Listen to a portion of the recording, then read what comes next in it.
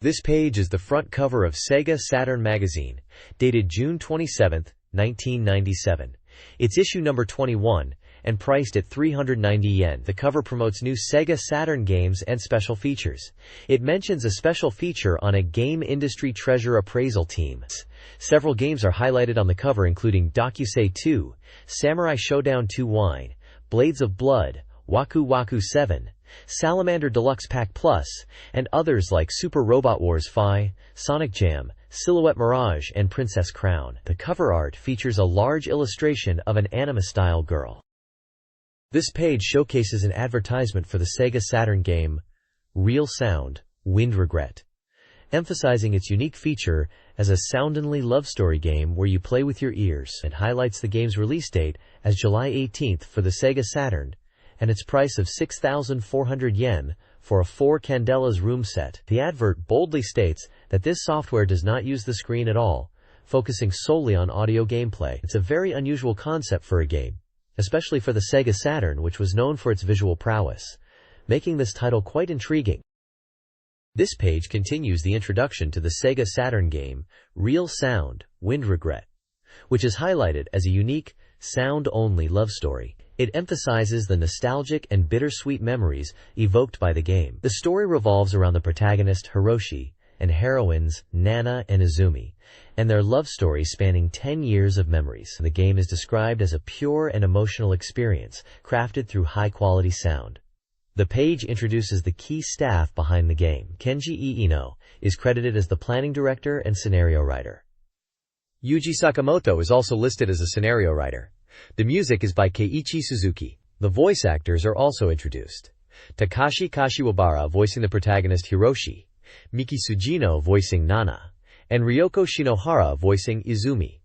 Each staff member's profile includes their previous works and comments about their role in Real Sound, Wind Regret, emphasizing how they are utilizing the sound-only format to create an immersive and imaginative experience for the player.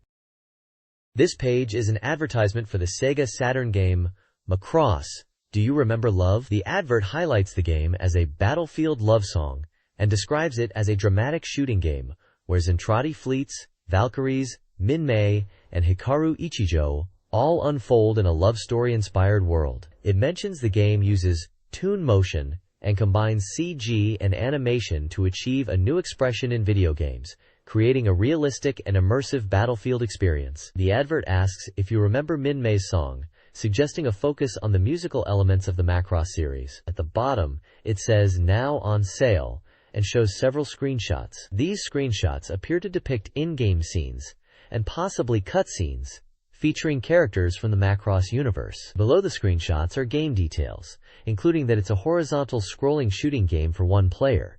It supports memory backup, comes on 2 Crodroms, and costs 6,800 yen, excluding tax. It also mentions that Haruhiko Mikimoto is responsible for the illustrations. Copyright information for Big West and Bandai Visual from 1997 is also displayed. This page is a striking full-page visual, featuring a large anime-style illustration of a singer with long blue hair and a vibrant pink and white dress. The artwork dominates the page and catches the eye immediately. In the top right corner, the SEGA Saturn logo is prominently displayed, indicating this page is likely related to the SEGA Saturn console or games for it. Given the previous page was an advertisement for the Macross game, and this page visually continues with an anime-style character, it's possible this image is related thematically to anime-style games on the SEGA Saturn. The singer illustration suggests a connection to music, or perhaps a game with musical elements. Overall, it's a visually driven page, likely acting as an advertisement or branding element within the magazine. This page is an advertisement for the SEGA Saturn puzzle game, Magical Drop 3. It boldly claims a puzzle game revolution and calls itself the freshly picked Booster Edition. The game was released on June 20, 1997, and was priced at 5,800 yen. The page is filled with colorful artwork showcasing various characters from the Magical Drop universe. There's also a Eurotape campaign mentioned, detailing a giveaway where 2,000 lucky people who send in an application postcard could win a special 3-item goods set. The deadline for this campaign is set at the end of July. The next page continues Hyper Priestess Sensei's Magical Drop Lecture, this time focusing on an easy-to-understand guide to chain reactions, specifically the after-chain bumper chain. The page explains that Magical Drop's chain techniques are unique and introduces the after-chain bumper chain. It simplifies the method for creating chains into 2 steps. First, a drop disappears, and immediately after, you erase the next one. This simple method is highlighted as the key to creating big chain reactions. There's also a section called Leap Challenge, emphasizing that speed is crucial in the game and encourages players to try out these techniques because it's fun and interesting. It mentions that the SEGA Saturn version of Magical Drop 3, referred to as SS Magi 3, has various bonus features, but suggests that for those deeply engrossed in the game, the arcade version is still recommended. Finally, there are interview snippets from players who are hooked on Magical Drop and express their desire to continue playing and improve. The page overall gives a lighthearted and encouraging guide to mastering chain reactions in Magical Drop 3. This page is a vibrant advertisement for the SEGA Saturn release of Twinkle Star Sprites. It announces that this competitive shooting game is coming to the Saturn and boasts about new additions for the console version, including fresh characters named Misuzu and Kisagari, along with an animated opening movie. The page also promotes a fan illustration contest for the game, inviting players to submit their artwork. It clearly indicates a release window of autumn 1997 and is brought to you by ADK News and published by SNK/ADK. This page is an advertisement for the SEGA Saturn word processor set, digital camera compatible. It's promoting this software as a way to turn your Saturn into a word processor, especially for creating fun items using photos. It highlights several features. You can easily make original name cards and midsummer greeting cards using your own photos or scenic shots. The software also includes popular game character clip art, mentioning characters from games like Tokimeki Memorial and Angelique, which you can use to decorate letters and cards. It comes with a color printer for beautiful prints, supporting sizes up to A4, and postcards. The ad mentions you can create photo stickers and use it to print out game screen captures, for example, memorable endings or event scenes to share with friends. They also suggest various creative uses, like making recipe cards with photos of your dishes, or creating word-processed lists for clothing or shoes. The set contents include Eggword Ver 2.00, SEGA Saturn printer, and Tapies digital camera compatible. It's slated for release in July and priced at 36,800 yen. There's also a separate upgrade kit digital camera compatible edition available for 16,800 yen for existing users. This page is about the SEGA Saturn game Nightruth, Explanation of the Paranormal. It's pitched as a series with a big impact, focusing on a paranormal mystery. The game follows 5 high school students who find themselves in a mansion facing kidnappings and bizarre events. The tagline hints at 2 truths being central to the story. The screenshots give a glimpse into the game's visual novel-style gameplay, with dialogue snippets hinting at the unfolding mystery. It mentions the story involves rescuing kidnapped classmates from a mansion and facing a powerful enemy. The game boasts a strong voice cast, listing names like Kanae Mika, Miyamura Yuko, Yukino Satsuki, and others, suggesting a fully voiced narrative experience. Nightruth was scheduled for release in July 1997 at a price of 5,800 yen before tax, published by Sonnet for the Sega Saturn. It also carries an Elijah's rating.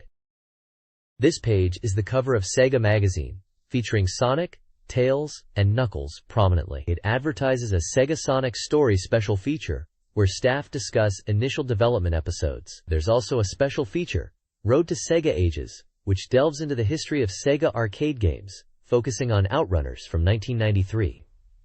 Another article is Kshan's Sega Village Perfect Guide, described as Touring of Sega Village.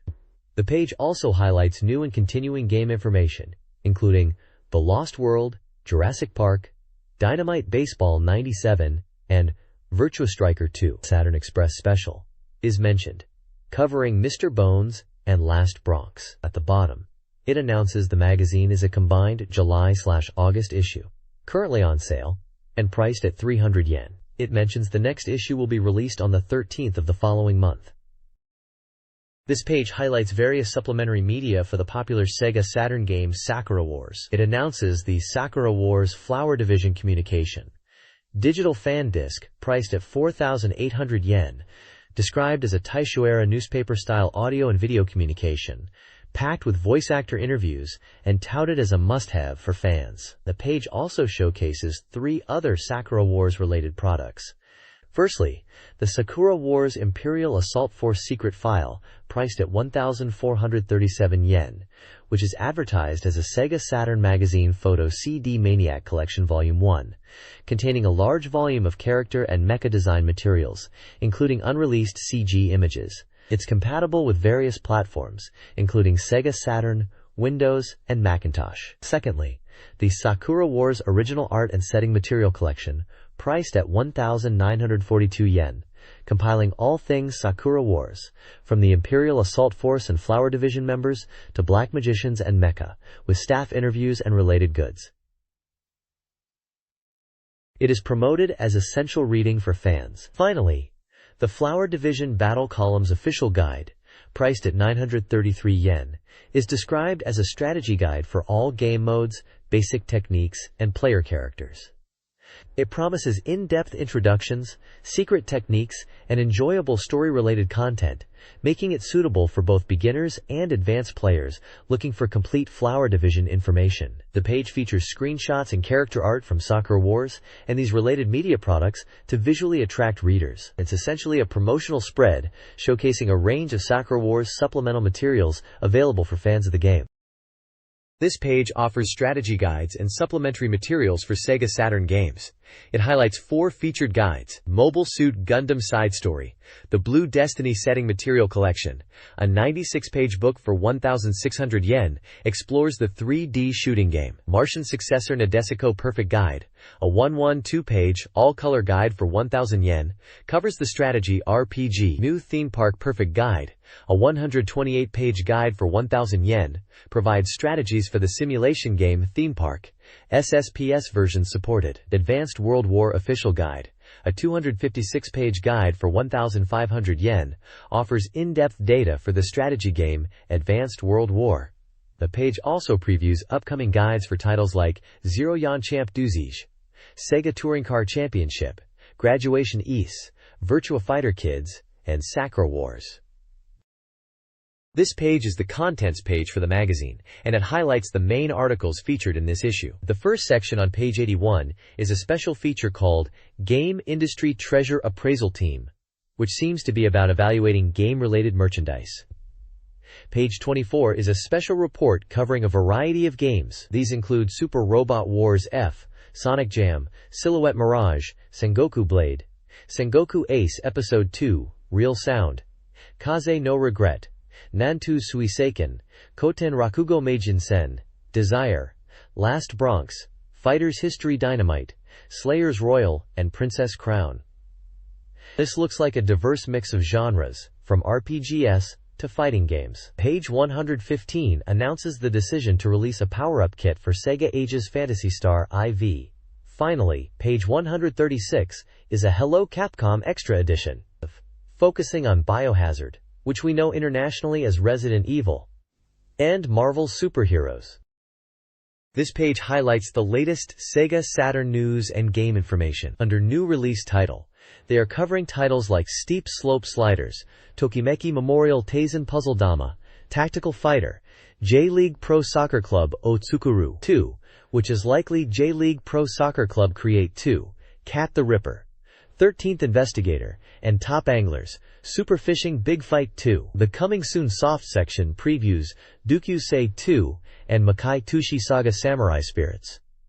Wakoku Hisatsu Ken. The Sega Saturn Soft Complete Guide section will feature in-depth coverage of games like Kakusei, Eberouge, Macross, Do You Remember Love? And Pacific Storm 2. The page also includes sections from Sega's AM research teams. AM1 Research is focused on Dynamite Baseball. 97, AM3 Research is hyping Virtua Racing Yover, Tentative, and Lost World, Jurassic Park, and AM2 Research Express Neo Weekly is spotlighting Virtua Fighter 3, Java T Battle Tournament.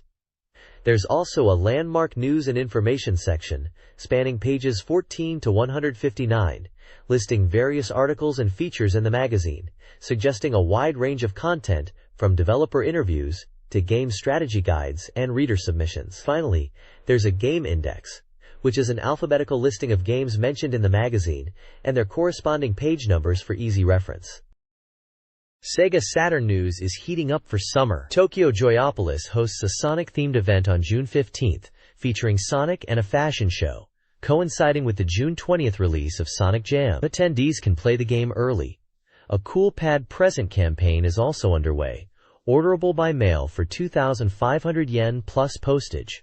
The Electronic Entertainment Expo, E3, from June 19th-21st, will showcase unreleased Saturn software, including Myst, Riven, and Sega Touring Car Championship. Sega also highlights its PC gaming ventures, mentioning Virtua Fighter 2 and Daytona USA Deluxe. A Varsharon, Cyber Troopers Virtualon, drama CD event, occurred on June 1st in Akihabara, with voice actors from the CD. The 6th Next Generation World Hobby Fair, featuring card games like Pokémon, is also coming up in June.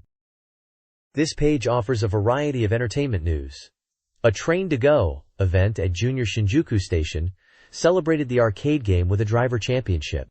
News also covers the upcoming movie, Bakusu Kyudai Let's Go, WGP, and its tie-in Saturn game, Full Cowl Mini 4 WD Factory. Game fans can participate in campaigns. Enchanted Princess offers a date with a voice actor, and Stake Winner 2 is hosting a giveaway with a chance to win a large sum of money. Movie enthusiasts can enter a ticket giveaway for the suspense film, Saint. Collectors will be interested in Tokimeki Memorial Drama Series merchandise, including themed clothing and music. Finally, there are announcements for new music releases from Every Little Thing, Ponkikis, Blanky Jet City, and the latest Twin Bee Paradise drama CD. This page from Riko Yanagita's Internet Trek column is all about the convenience of the Internet, specifically highlighting the Japan Air System, JAWS, homepage. If you're planning a trip, the JAWS website, which is jaws.co.jp, is showcased as incredibly useful for checking flight routes, costs, and even making bookings directly online. It's presented as a great tool, removing the need to rely on guidebooks or travel agents. Beyond flight info, the page mentions using online resources like Jordan for train information, and even finding taxi details for airports. Interestingly, the JAWS website also has a Shockwave minigame, described as a simple 9-piece jigsaw puzzle to keep you entertained. The article also briefly mentions links from the JAWS page, suggesting Cyber Publishing Japan might be a useful link collection. Japan's website is also mentioned as another example of a company with a directory of links. However, for Sega fans, the real highlight is the Sega official site and its Shockwave version of Nights into Dreams, called Tiny Nights, which you can find at sega.co.jp. This lets you play a version of Nights directly in your web browser, and it's noted as having quick downloads and enjoyable gameplay. There's even a campaign where you can win a special telephone card if you play Tiny Nights. This page is a sales chart showcasing the top 15 best-selling Sega Saturn games. Topping the charts at number 1 is Kakusei, Underclassmen, a romance-adventure game. Eberouge comes in at second place, described as a romantic adventure game as well. Third place is Martian Successor Nadesico, The Blank of 3 Days, an adventure game based on the popular anime. Following in the rankings are Professional Baseball Greatest 997, a baseball game at number 4, and third at number 5. The sixth spot belongs to Neon Genesis Evangelion Second Impression, an adventure game linked to the famous anime series. J.League Go Go Goal, a soccer game, is 7th. Number 8 is The Conveni 2, Anumachi Wodoku Senseyo, a simulation game. Neon Genesis Evangelion, new package, is at number 9, another Evangelion title. And Mobile Suit Gundam Side Story, The Blue Destiny, rounds out the top 10. The rest of the list includes Fighters Megamix at 11th, Steep Slope Skier 97 at 12th, King of Fighters 96 at 13th, DX Jinsei Game, Sega Saturn Collection, at 14th, and Sakura Wars 2 at 15th. The chart lists both weekly and total estimated sales for each game, giving an overview of their commercial performance. The page also includes short descriptions for some of the games, highlighting genres and key features. It seems like adventure and sports games are dominating the top spots in this Sega Saturn sales ranking. This page showcases two different top charts. Firstly, there's a user data top 20, which is a ranking of games fans want to see ported to the Sega Saturn. Vampire Savior is at the top spot, followed by the Final Fantasy series, and a dating sim called Dokusei. Other notable titles in this top 20 wish list include Neon Genesis Evangelion, Iron Maiden, The House of the Dead, Street Fighter 2 My Goddess, Scud Race, and the Dragon Quest series. It seems fans are hoping for a mix of arcade hits and popular console games to come to the Saturn. Secondly, there's a Shop Data Top 15 chart, focusing on the most popular arcade games. Virtua Fighter 3 is dominating at number 1, with Tekken 3 in second, and Cybertroopers Virtuon in third. Top Skater is in fourth place, and featured as the one-point check game of the week, with a description about mastering jump techniques in this skateboarding game. Other popular arcade titles listed include Street Fighter 2 The House of the Dead Again, Real Bout Fatal Fury Special, and Scud Race also appearing in the arcade chart. It appears Sega and Namco are prominent manufacturers in the arcade scene according to this ranking. This page reveals the user data top 30, showcasing the most anticipated upcoming games for the Sega Saturn. At number 1, we have Super Robot Wars F, with development progressing smoothly at 60%. Grandia sits in second place, and fans are eagerly awaiting new information about its development. Sonic Jam takes the third spot and is already at 100% completion, promising well-balanced gameplay. Further down the list, Princess Crown is ranked 18th, with 60% development, described as having a harmony of sword and magic. Desire is at number 36, with 40% progress, and hints at a story unfolding in Nankai no Koito. The rest of the top 30 is a varied list of titles, from different genres and developers, with their respective release dates and points. The page also has a section called Other Check, Coming Soon, highlighting Dead or Alive, which is praised as a good arcade port, and Sengoku Blade Tengai no Kishi is also featured. This page presents the All Soft Readers Check for weekly Sega Saturn Magazine, Volume 56. It's a reader's race, ranking currently released Sega Saturn software based on votes. The page details how the ranking is calculated, stating, readers vote on a 10-point scale, and the average score is published. Games with over 10 votes are considered for ranking, ensuring reliability. The odds dynamically change in real time based on reader input, and the deadline for the current poll was June 19th. The main section is the Odds Table Saturn, a ranked list of games. At number 1 is Sokyu Gurentai, also known as Terra Diver, claiming the top spot after a week's reversals. Sakura Taisen is in second, and Eve Burst Error at number 3. Download 2 is fourth, followed by Police Knots at number 5. Other top titles in the list include Virtua Fighter 2, Knights, and Fighters Megamix. The page highlights the intense competition for the top spot, with Terra Diver regaining the lead. It mentions that while the top positions are tightly contested, there are movements further down the ranks, with games like Police Knots and Earthworm Jim 2 rising in popularity. The text box on the right emphasizes the volatile nature of the top rankings, noting that while Terra Diver is currently leading, Download 2 has fallen to fourth place, showing how quickly positions can change. It suggests readers keep an eye on the Groove On group, implying potential shifts in those rankings as well. New arrivals include Panel de Pon Story, Keloon's Great Adventure, Puzzle League, a relaxing puzzle RPG, The Unsolved, a thrilling adventure game similar to X-Files, receives praise for its story. Command & Conquer for the Saturn is lauded for its gameplay, though online multiplayer is absent. Bug 2 is a polygon action game with a unique control scheme, described as charmingly old-fashioned. Imperial Battle Co-Player features costume changes and a work-like atmosphere, but some might dislike the character exposure. Cube Battler, a puzzle game, has good animation, music, and story, but suffers from poor controls and high difficulty. A continuation of the game ranking list, Odds Table Saturn B, is also present. This page continues the Sega Saturn Readers race rankings with the Odds Table Saturn C, which focuses on the mid-tier rated games. The article highlights the dynamic movement within these rankings, emphasizing that even in the mid-range, there's a lot of interesting activity. It mentions that YS Classic Collection has fallen 17 places down to rank 216, and Pop Breeder has shifted from the A rankings right down to the key table. The commentary describes the A ranking as a black hole in the Sega Saturn world, suggesting that once games fall into this category, they tend to stay there. It points out that many games in this lower tier are still worth playing, even if they aren't top-rated blockbusters. The article also mentions Adventure General as a game trying to escape this black hole influence of the lower rankings. Essentially, this page gives a snapshot of the games that are still getting attention from players, but are not necessarily the biggest hits. This page previews upcoming SEGA Saturn games and ranks its peripherals. Game previews include Eberouge, Romance 6.0, DX Hired, Action 4.66, Fishing Koshien 2, Fishing 5.66, and League Go Go Goal, Soccer 5.33. Peripherals, ranked by readers, are the VirtuaStick Pro, SEGA Saturn floppy disk drive, and SEGA Saturn keyboard. The page also discusses upcoming summer releases, reader comments, and a contest inviting participation in a reader's race with prizes. An odds prediction game encourages predictions on game rankings, using Macross, Do You Remember Love?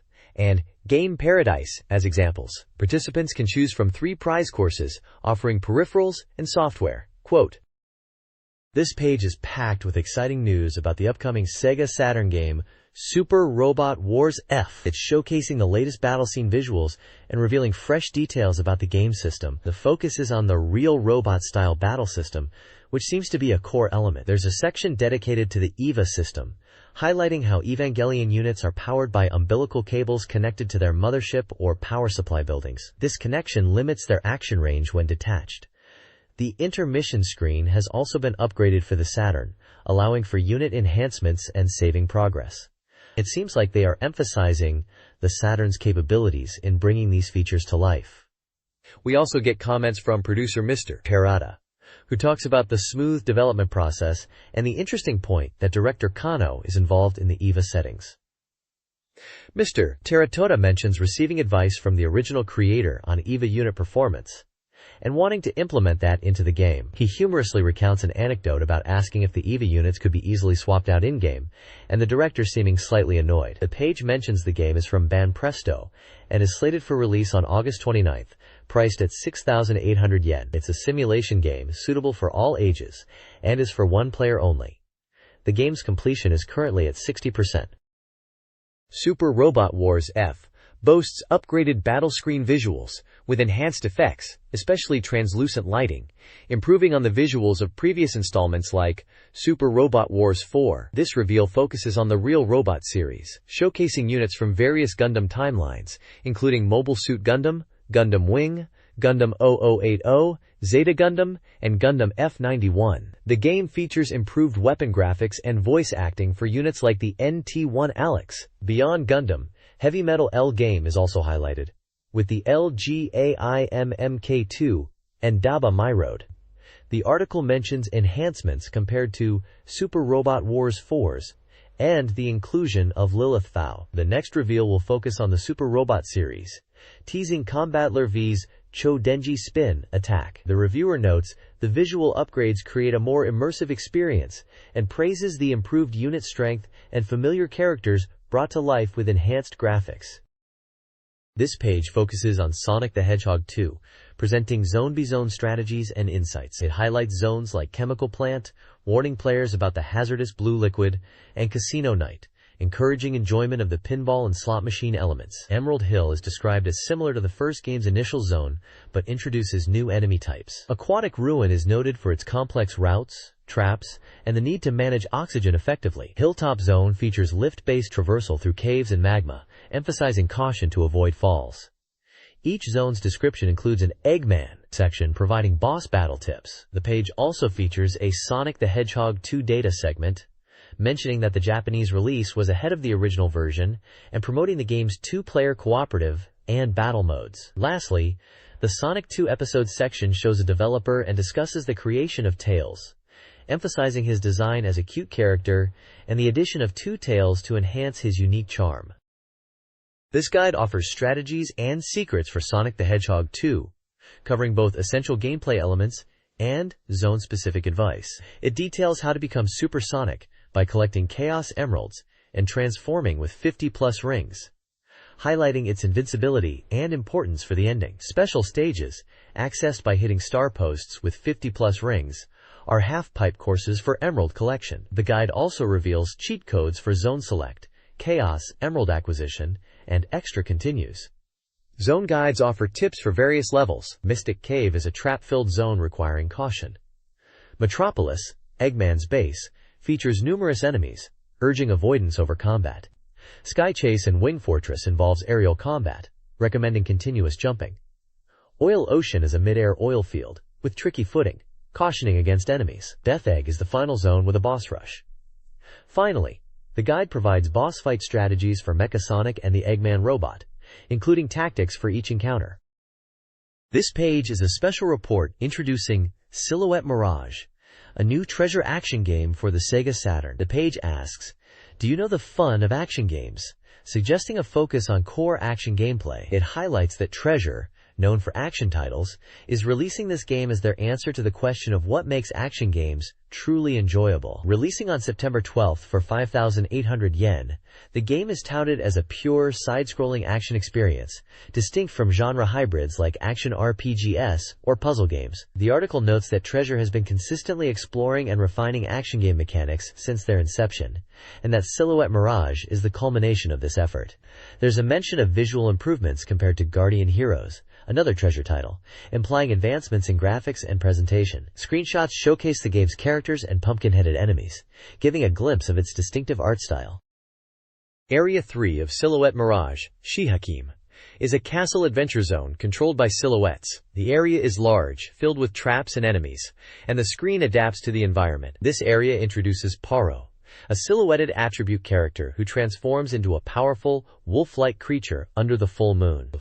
Before the Day of Separation, Paro was part of a defense force and is normally cheerful, becoming ferocious when transformed. Gameplay screenshots show Paro's transformation, fueled by the golden moon in the background. The text hints that sunlight may negatively impact Paro, or reverse his transformation. Shina's attacks and the uncovering of the sun in the background seem to trigger a transformation change. The transformations and environmental interactions suggest dynamic gameplay, with Shina's actions influencing Paro's form and abilities. This page is all about Marakim, described as a guardian angel in Silhouette Mirage. It seems like this enemy has a smiling face that you're encouraged to attack, even though it looks friendly. The page highlights that Marakim's main body clearly protrudes during gameplay. There's a game mechanic where Marakim changes form based on the attacks it absorbs. The page then delves into the GA or Guardian Angel species, explaining they are unique and don't fit neatly into the Silhouette or Mirage categories from the game world. Apparently, they were artificially created by Har, who is a leader of the Mirage race. These G.A creatures are considered unstable and can only be controlled by Har. Interestingly, although artificial, they possess traits of both Silhouette and Mirage attributes, allowing them to utilize both types of attacks. The page also reveals that Dynamis, another character from the game, is also a type of G.A, also created by Harar. The article mentions Dynamis' stiff and awkward movements and artificial strangeness are characteristic of the GA species. Out of the 10 grams A's created, only a few are considered combat ready, and there are even stranger ones out there. The bottom section suggests Har created these G.A's to send them ahead of Shaquina using teleportation. But Har's true motives for creating these creatures remain a mystery. This page is a celebration of Treasure, the action game masters, in a special 5-year history lesson for newcomers. Since bursting onto the scene with the classic run-and-gun shooter Gunstar Heroes on the Mega Drive, Treasure has been dedicated to crafting exciting action experiences. The page runs through their history of games, showing off screenshots and descriptions for titles like the debut hit Gunstar Heroes, the intense boss rush of Alien Soldier, the unique platforming adventure of McDonald's Treasureland Adventure, the head-throwing antics of Dynamite Heady, the action RPG Light Crusader, and the multiplayer fun of Guardian Heroes. Silhouette Mirage is mentioned as their latest game for the Saturn.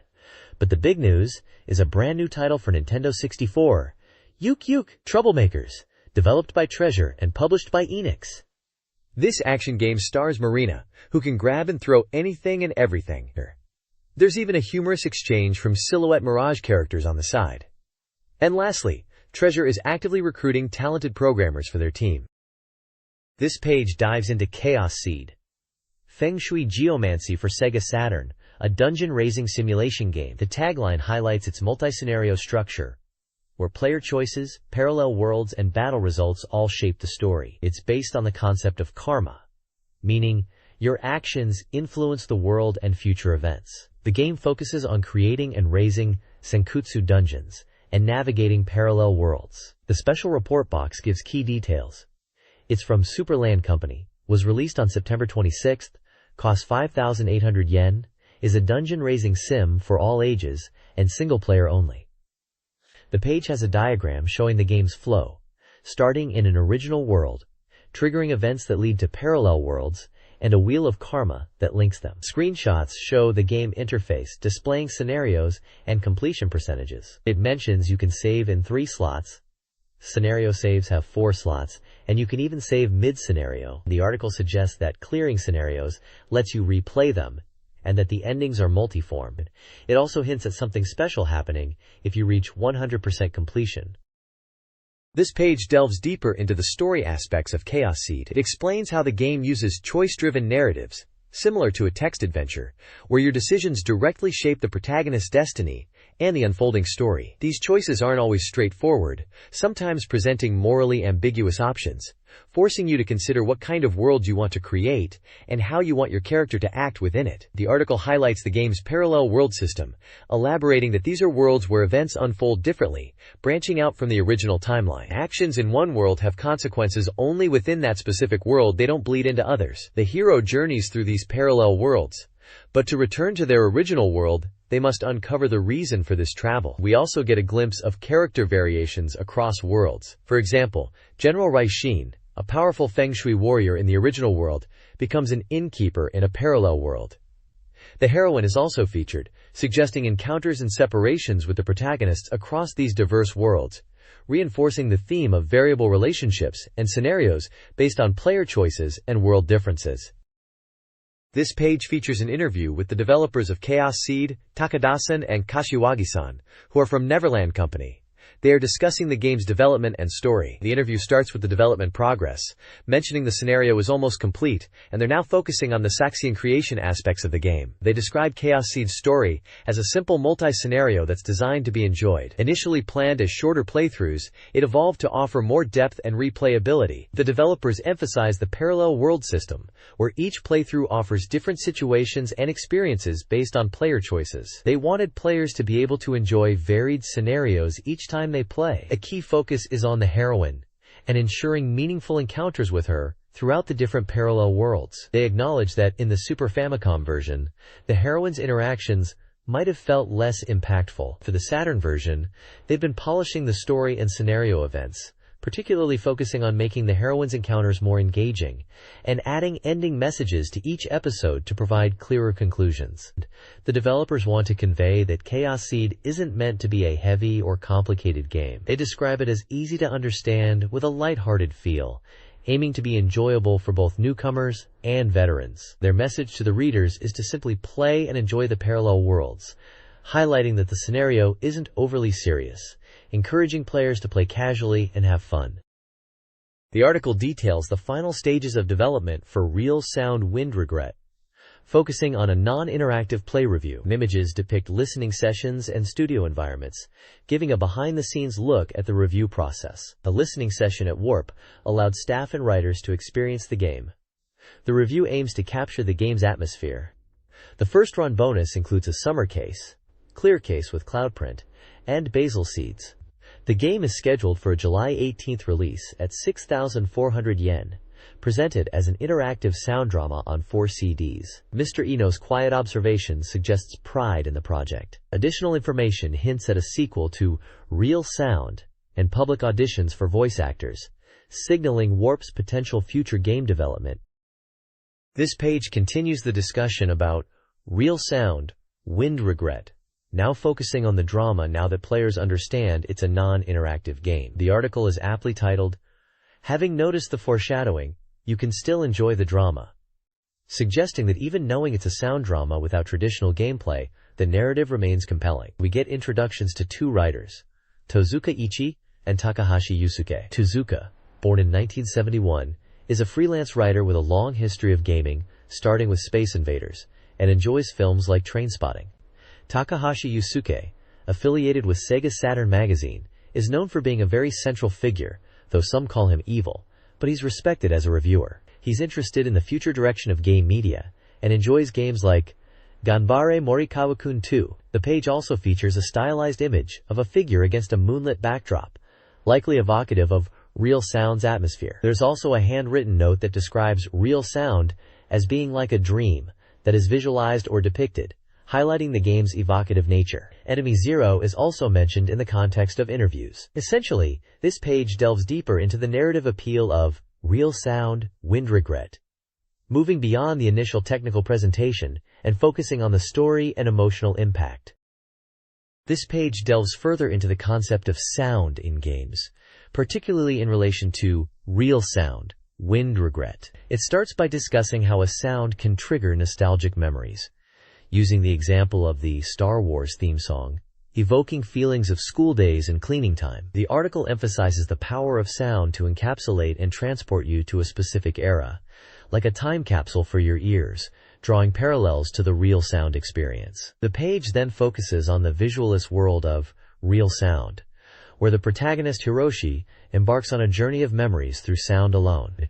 It highlights how even without visuals, the sounds like cicadas and wind can evoke strong emotions and memories of childhood. The author describes the game as a very personal time travel experience made possible by sound. We are also introduced to another writer, Yawata Kaoru, who writes about his first experience with writing for a game magazine. He mentions enjoying Romeo and Juliet and thinking about youthful, bittersweet memories. He connects this to Real Sound, stating that the game evokes similar emotions. He mentions how he was in unrequited love from 4th grade to 2nd year of middle school, and that Real Sound made him think about those times again. He concludes with a slightly humorous, "What the heck?"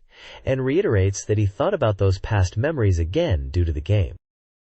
This page introduces Minakata Detective Stories, a psychological adventure game developed by Atlas, where you delve into the criminal mind to solve cases. It's described as a new type of adventure game that uses psychological analysis rather than just surface-level investigation. The game is slated for release on August 7th and will cost 5,800 yen, spanning 2 seeds. The page highlights a special report indicating the game is 60% complete. We are introduced to Minakata Goto, a psychology professor who is central to the game's narrative and profiling mechanics. The article explains that profiling is the core gameplay element, allowing players to analyze the criminal's psychology, past, and motives to understand the crime. This is presented as a departure from typical investigation methods, focusing on psychological insights. Interestingly, the game features characters depicted as dolls, with in-game screenshots showing these unique figures. The text emphasizes dolls that move, and asks, talking and analyzing,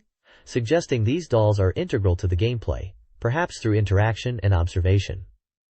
The concept of profiling is further elaborated as a method to deduce a criminal's personality, habits, and past, based on their actions, leading to clues about their methods and tools. It's suggested that this profiling approach leads to a high rate of detection in the game. Minakata Detective Stories is a game focused on profiling and deduction to solve cases. Players analyze videotapes containing crime scenes, witness accounts, and suspect details to understand criminal psychology. The gameplay involves observing the tapes carefully, pausing at suspicious moments, and selecting points of interest to question characters. Players take on cases requested by Inspector General Katoyama Saburo. The game features 2 scenarios. The first, the magician's miscalculation, involves a magician claiming to have committed a perfect crime. Players must delve into the magician's past traumas to solve the mystery, using the videotapes to observe subtle clues like expressions and TV captions. The game emphasizes the analytical nature of the gameplay, using video playback interfaces and prompting players to consider the possibility of a perfect crime. Videotapes labeled with titles like Request from Katoyama Police Chief and Testimony of Kasai Haruhiko Tenmei hint at the case's structure. This page is an interview with Inagawa Junji about the game Hyaku Monogatari, which seems to be connected to Minakata Detective Stories from the previous page. The interview focuses on his scary experiences while working on the game. It mentions that Hyaku Monogatari is based on the old Japanese tradition of telling ghost stories. There's a special scoop banner highlighting key features of the game, stating it's a digital novel, designed for one player, suitable for all ages, and is 80% complete. It also lists a release date of August 8th, and a price of 5,800 yen. The interview dives into Inagawa's eerie experiences during the game's production, particularly in the recording studio. He describes feeling unwell and hearing strange noises, including ghostly voices recorded on tapes. He talks about how the initial studio felt wrong and was later changed, but even in a different studio, unsettling things happened during recording sessions in a forest at night, like seeing mysterious lights in photos where there should be nothing. Inagawa concludes that these strange occurrences were definitely paranormal. Inagawa Junji discusses creativity, spirituality, and horror. He believes in an unseen something that informs his design work, comparing it to understanding the unseen. He advises that experiencing fear is the best entertainment, suggesting a happy mind seeks it. He contrasts this with seeking fun when feeling down. The text also promotes Mystery Night, a pre-event for Hyaku Monogatari, featuring a game show in Tokyo on July 11th. Tickets cost 3,600 yen in advance, 4,000 yen on the day. A tour schedule across Japan is provided. Additionally, a giveaway of signed autograph cards by Inagawa Junji is offered to lucky participants who send in postcards.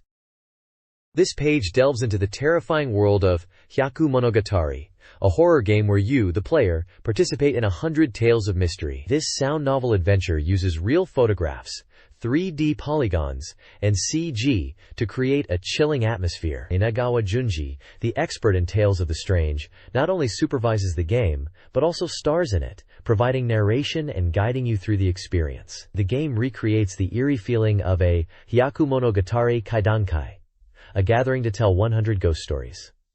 You'll explore locations like Mary-san's mansion, a supposedly haunted house, as you progress through the tales. Interestingly, the game includes a disclaimer stating that the developers are not responsible if any actual paranormal phenomena occur as a result of playing. Before starting, you even agree to a contract within the game, accepting responsibility for any spooky events you might encounter. The article touches upon the writer of this piece, who claims to have experienced a string of unlucky events after simply signing this in-game contract, adding a real-world layer of unease to the game's premise. It seems Hyaku Monogatari aims to blur the lines between fiction and reality, promising a truly immersive and potentially unsettling horror experience.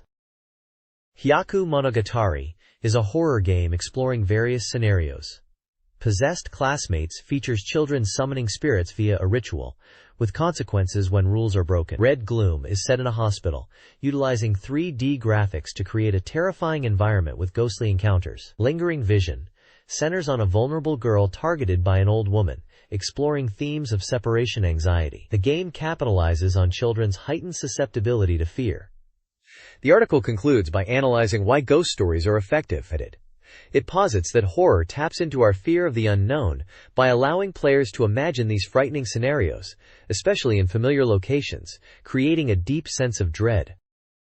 This page is all about the game Desire. It's being highlighted as a highly anticipated multi-site adventure game, considered the second big title in the genre after Eve Burst Error, and it's coming to the Saturn in September '97. The article emphasizes a new sense of excitement and improvements over previous versions, with updated graphics, enhanced animation, and impressive voice acting. The game features two main scenarios, focusing on Albert and Makoto. The first point highlighted is the game's setting, a suspenseful, sci-fi themed story on a secluded South Sea Island research facility built by a wealthy corporation, shrouded in secrecy. An incident occurs, bringing journalists and social media into the picture.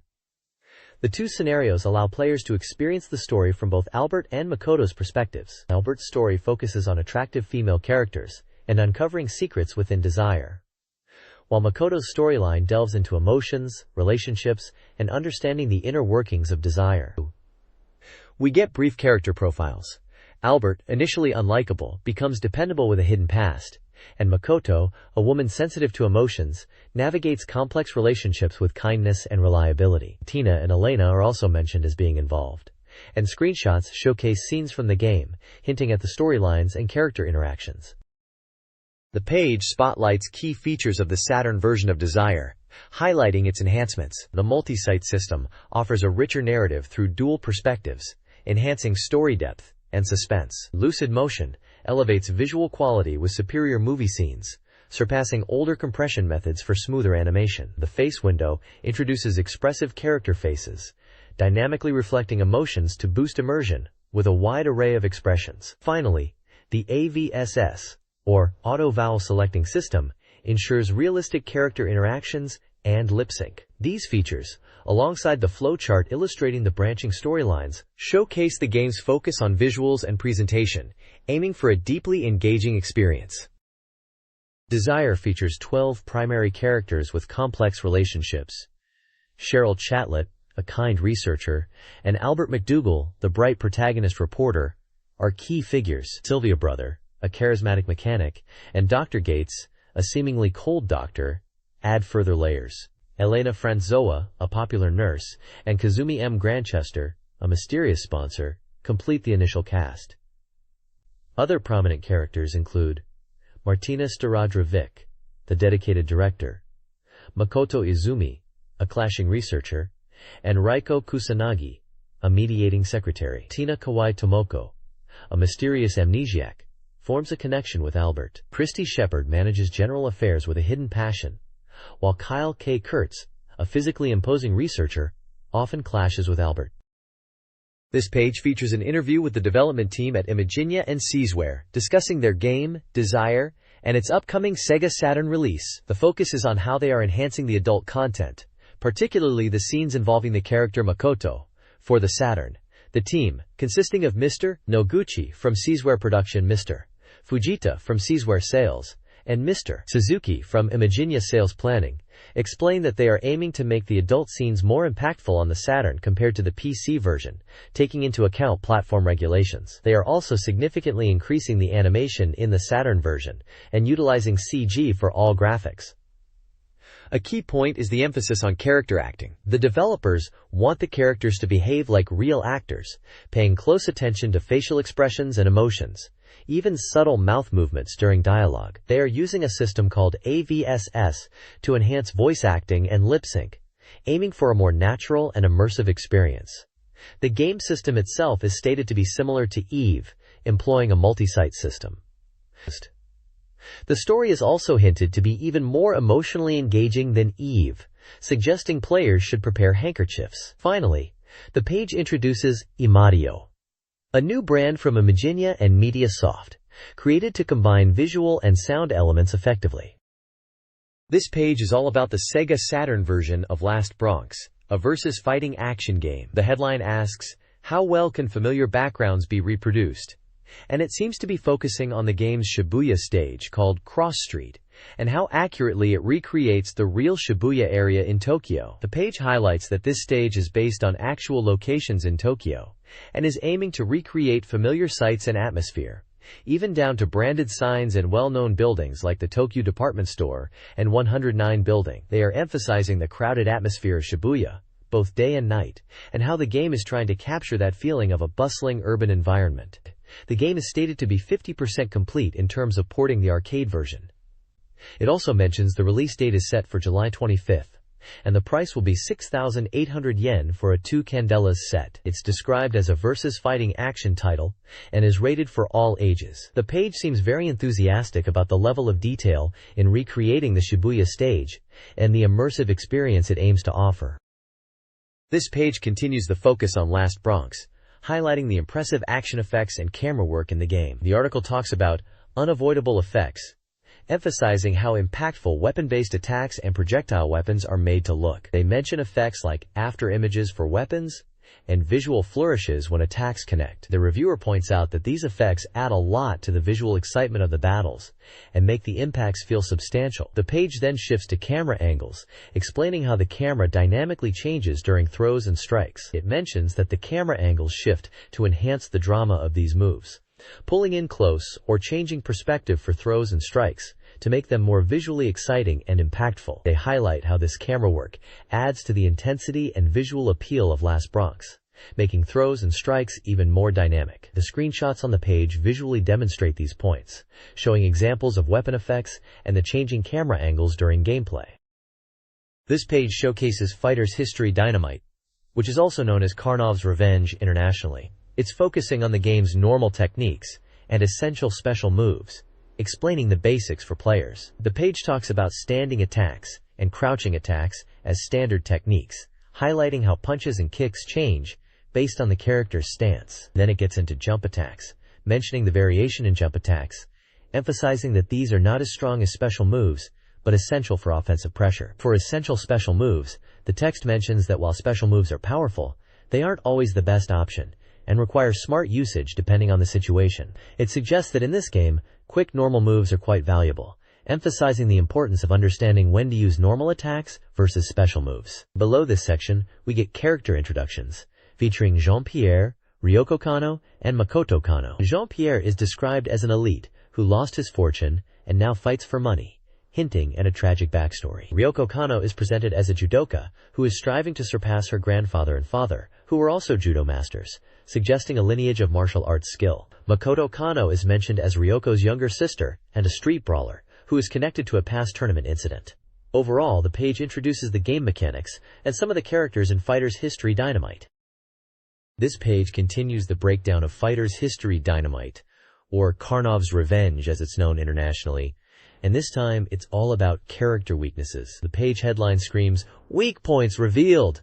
and dives straight into how to exploit them. Apparently, taking 3 hits in quick succession in this game leaves you wide open and vulnerable, a crucial weakness across the board. Each character has a specific weak spot, ranging from their head and chest, down to their arms, legs, waist, and even their belt or neck. The page then runs through a list of fighters, pointing out their individual vulnerabilities.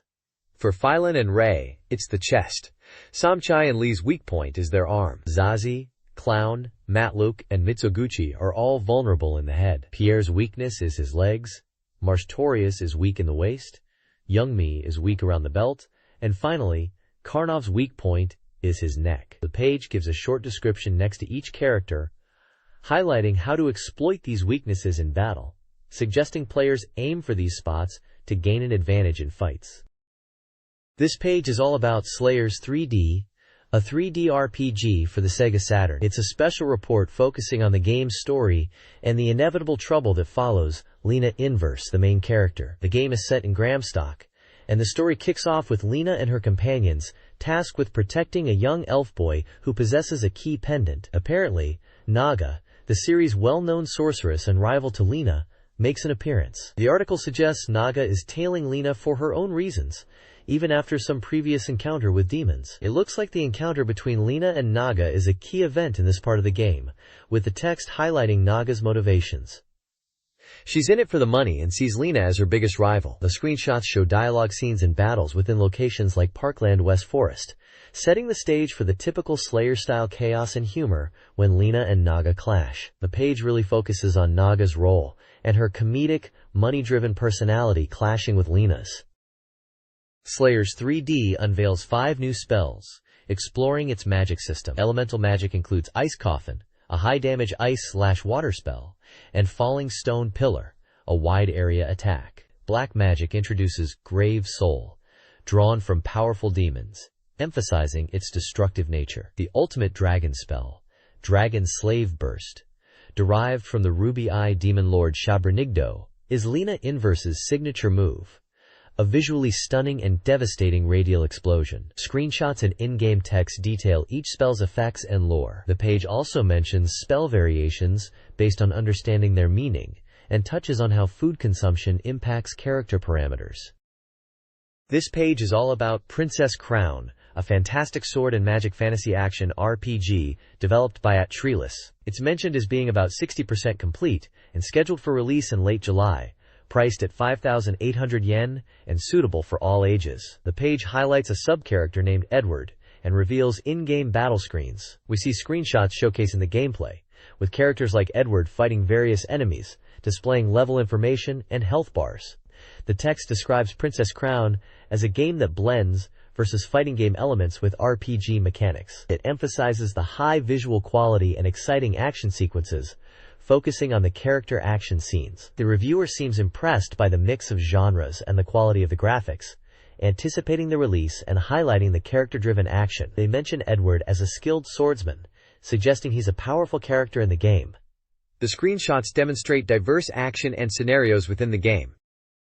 This page continues to delve into the world of Princess Crown, focusing on the bloodline of the Valendia kingdom. We learn about the royal family of Valendia, with Elfarne as the former queen and Gradriel as the current one, inheriting a noble lineage. It's mentioned that Gradriel has two sisters, Elendil, the eldest who is sickly, and Sidriel, the middle sister, and next in line to the throne, but neither of them are active outside the castle. The page then breaks down different gameplay elements. Under Magic Item, it highlights the use of magic items in combat, showing how they are activated and used. Talk explains the RPG-style dialogue system, where you can converse with townspeople to gather information. Item showcases how items, especially food, are used directly by the player character, adding a layer of interaction. Special Attack introduces powerful special moves that require command inputs, similar to fighting games, emphasizing the action element. Dash details the dash attack, a quick move to close distance with enemies.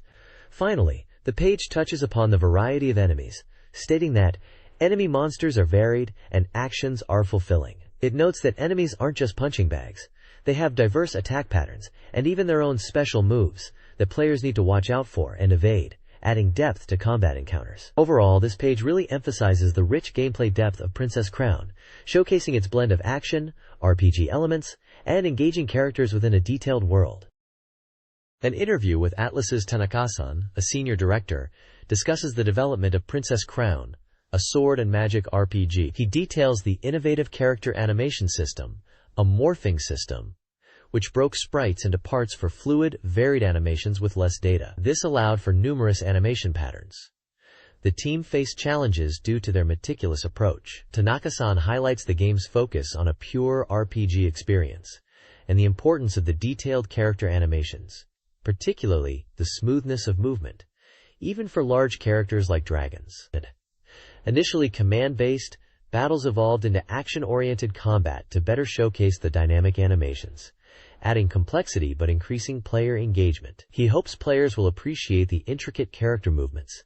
Gameplay screenshots showcasing action and character size support these points. This page is showcasing upcoming and recently released SEGA Saturn titles.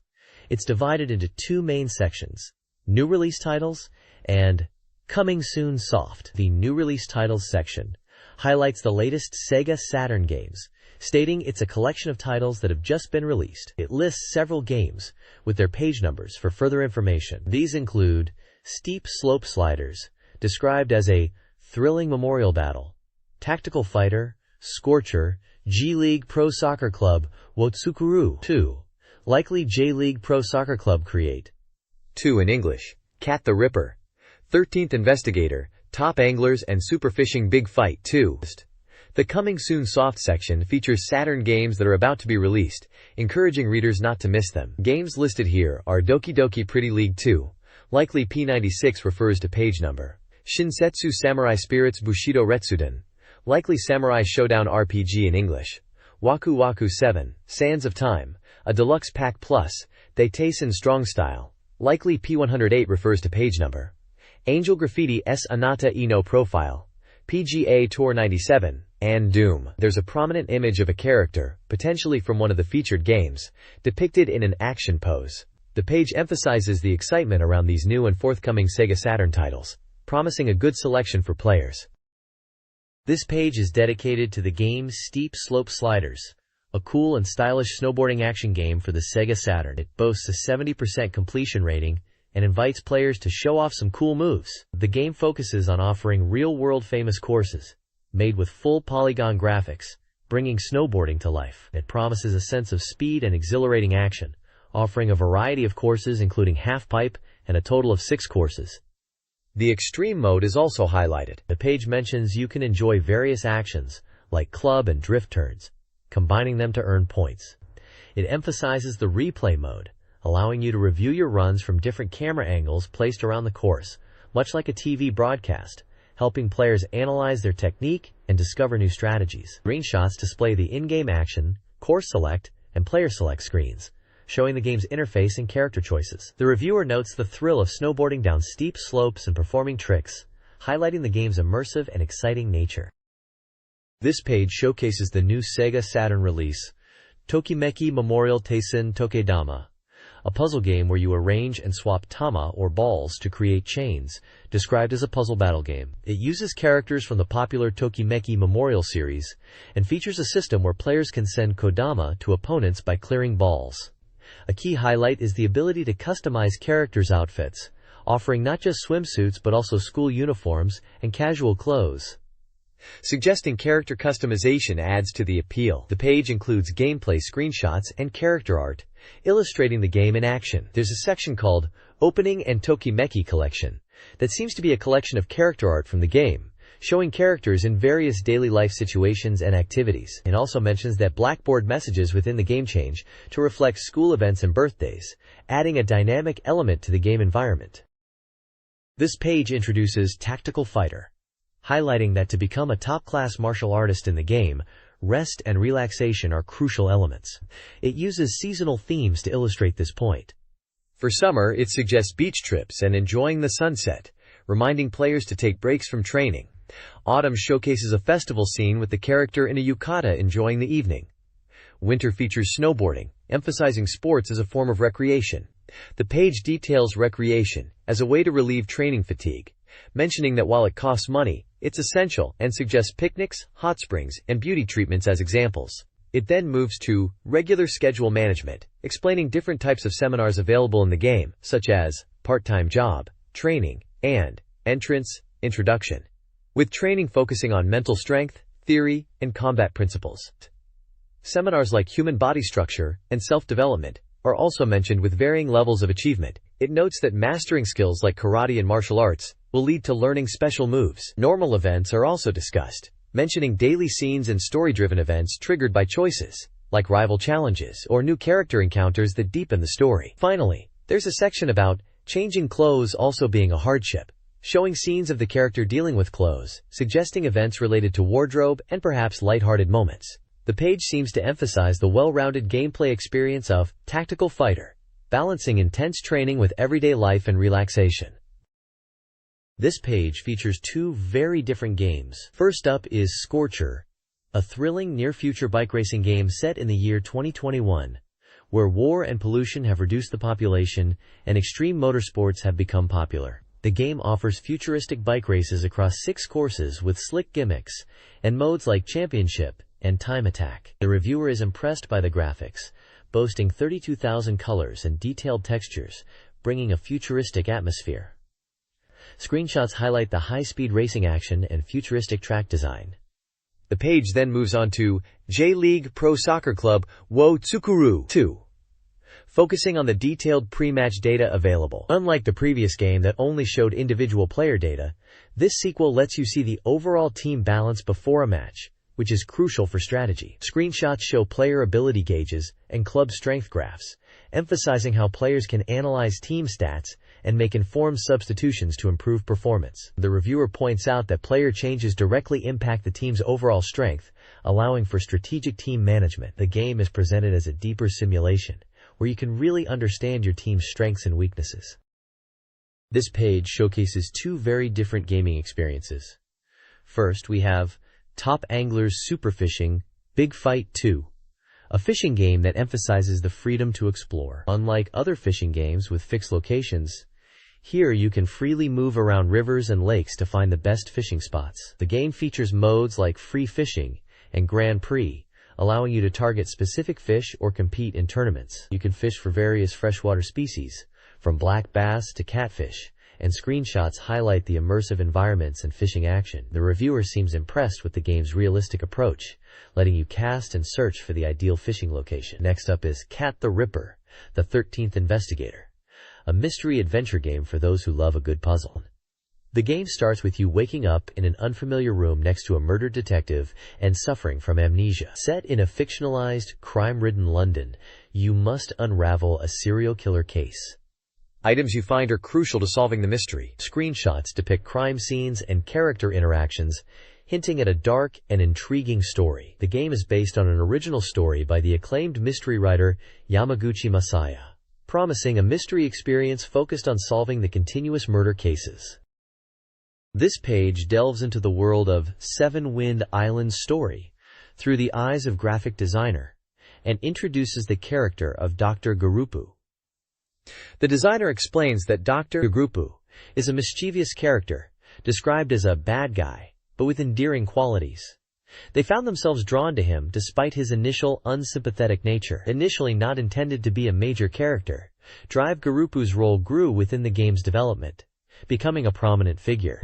The designer mentions working closely with the director, Mr. Iwata, and the meticulous love checks on the graphics, highlighting the dedication to creating a compelling character. They feel Drive Garupu has become a truly interesting character as a result of this process. The page further elaborates on Dr. Garupu's personality. He is described as a troublemaker from Seven Wind Island, obsessed with victory, even resorting to extreme measures to achieve it. He is portrayed as self-confident and quick to express joy or frustration. Despite his flaws, he is depicted as a character that players might find themselves strangely drawn to. The text ends by questioning why players would be so captivated by Dr. Garupu. The artwork on the page is credited to Keita Amemiya and features a detailed illustration of Dr. Garupu, showcasing his distinctive and somewhat monstrous design. There are also smaller images showing the process of assembling the character sprite from parts. This page is an advert for the SEGA Saturn fighting game DX Hired, or Deathard, as it's pronounced in Japanese. It highlights the game's key features, like superfast 3D battles using a new DD system that lets you fight using the ceilings and walls of the stage, moving away from passive play to a more attack-focused experience. It also emphasizes the beautiful animations, thanks to motion capture technology, and the full combination battles that mix swords and fists for fluid combat. The advert shows screenshots of the gameplay in action, and character artwork at the bottom displaying the diverse roster of fighters. It's also promoting the game's release, mentioning it's now on sale for 5,800 yen, and there's even a note about a DX Hired radio drama being broadcast on TBS and MBS radio as part of the Kawanya Ice Hot Game Night show until June. Essentially, this page is all about hyping up DX Hired as a fresh and exciting 3D fighting game for the Sega Saturn. Dream Access features reader submissions covering various topics. Games of the Week includes a Digital Cinderella Gamer and Bathhouse Inquiries. The section also features lighthearted content, like a Glasses Appreciation post.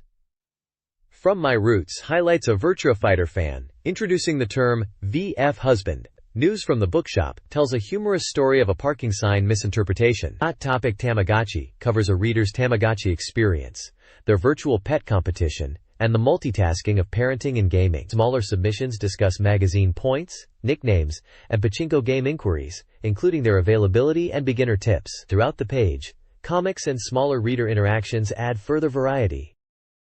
This document showcases various opinions and experiences related to Sega Saturn games from a 1997 perspective. Readers discuss concerns about character-focused games catering solely to fans, and propose the importance of broader appeal. One reader requests a sequel to Digital Dance Mix, featuring popular artists, while another laments the Saturn's decline against the PlayStation and suggests leveraging arcade game expertise. A heartwarming anecdote tells of a small act of kindness at a game store. Pre-release reviews of Azel Panzer Dragoon RPG debate the strengths of Panzer Dragoon and Panzer Dragoon Zwei, while highlighting Azel's integration of gameplay and story. Finally, the document includes reader-submitted comics and concludes with a humorous anticipation of Virtua Fighter 3 on the Saturn.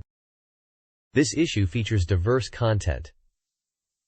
Industry Detective Club highlights a call for reader support against a disruptive figure, using postcards to rally. Fudapen Consultation Corner advises on character design using brush pens. Dream Access showcases passionate postcards, including opinions on Bomberman Man and Lena Inverse, encouraging more submissions. Wonderful Strategy Punch offers a simple early riser tip. Planning Chamber Virtual details a virtual pachinko simulator, emphasizing strategic management and avoiding aggressive tactics to prevent customer complaints. This week's Maketersan includes a humorous anecdote about a suspicious encounter in an arcade, pondering the identity of Wakadanzo. Lastly, Gekiho Release. King's Ear presents game rumors, including speculation on the Puyo Puyo series, reader concerns about Saturn games and power, and requests for boss-level postcards. This page showcases reader submissions and magazine features. In this week's Best One, a reader praises the Lena Inverse art, appreciating the love put into it, but suggests clearer lettering. Dream Museum mentions Murata Renoir's artwork and upcoming features on group fighting games, hinting at games like Darkstalkers. Reader comments for games are featured, one praising the art style and detailed line work in Grandia. Another section, This Week's V-Savior, discusses Vampire Savior, Darkstalkers 3, highlighting its mature themes and characters like Morrigan and Lilith, humorously noting Lilith's lack of maturity despite the game's tone. This week's Gasuketsu Award goes to Yato from Shizuoka for a comical illustration, capturing a relaxed and humorous feeling. Reader postcards include one from Tokyo about mini 4WD games, expressing a wish to play and inquiring about a Saturn version. Another from Osaka discusses Chaos Seed and special features. A submission from Kanagawa describes Terra Fantastica gently. Lastly, a reader from Hyogo compliments Maria's cool expression in their artwork, finding it simple yet effective. The program information section details a point system for reader postcards, rewarding standout submissions with prizes at different ranks like Da Family 5-star rank, Dream Illusion rank, and others. Prizes include Saturn software and peripherals. The next page is an advertisement for Tokyo Game Designer Academy and Nagoya Game Designer Academy, promoting their game creator courses. It highlights the schools as being Japan's largest game creator school. The Tokyo School has branches in Tokyo, Yokohama, and Omiya, while the Nagoya School is celebrating its 98th open year. They offer a range of game creator training courses, including game designer training, game artist/character designer training, CG creator training, 3D graphics and motion character creator training, game planning/scenario writer training, game review and magazine writer training, sound creator training, and game designer programming training. Each course description briefly explains the curriculum, such as the game designer course, covering game production from design to programming over 1, 2, or 3-year options. The game artist course focuses on character animation skills. The advert emphasizes practical skills and industry relevance. There is information about school information sessions scheduled for April 1998 and details on how to request information and contact the schools in both Tokyo and Osaka using provided phone numbers and addresses. They are accepting applications for enrollment in May and June, and also mention correspondence courses are available. The Osaka branch is advertised as being particularly popular in its first year of opening. This page is all about Warp and director Hideo Ino. It looks like they're teasing their next big project, which is going to be an RPG. There's a lot of talk about real sound and the idea of a big boss lurking behind the scenes, which sounds intriguing for their games. They're discussing creating stories and worlds, hinting at a grand scale for this new RPG. Ino-san mentions talking to Watanabe-san, probably designer Watanabe Osamu, about pushing things further. There's also a fun piece about a business trip to Nagoya.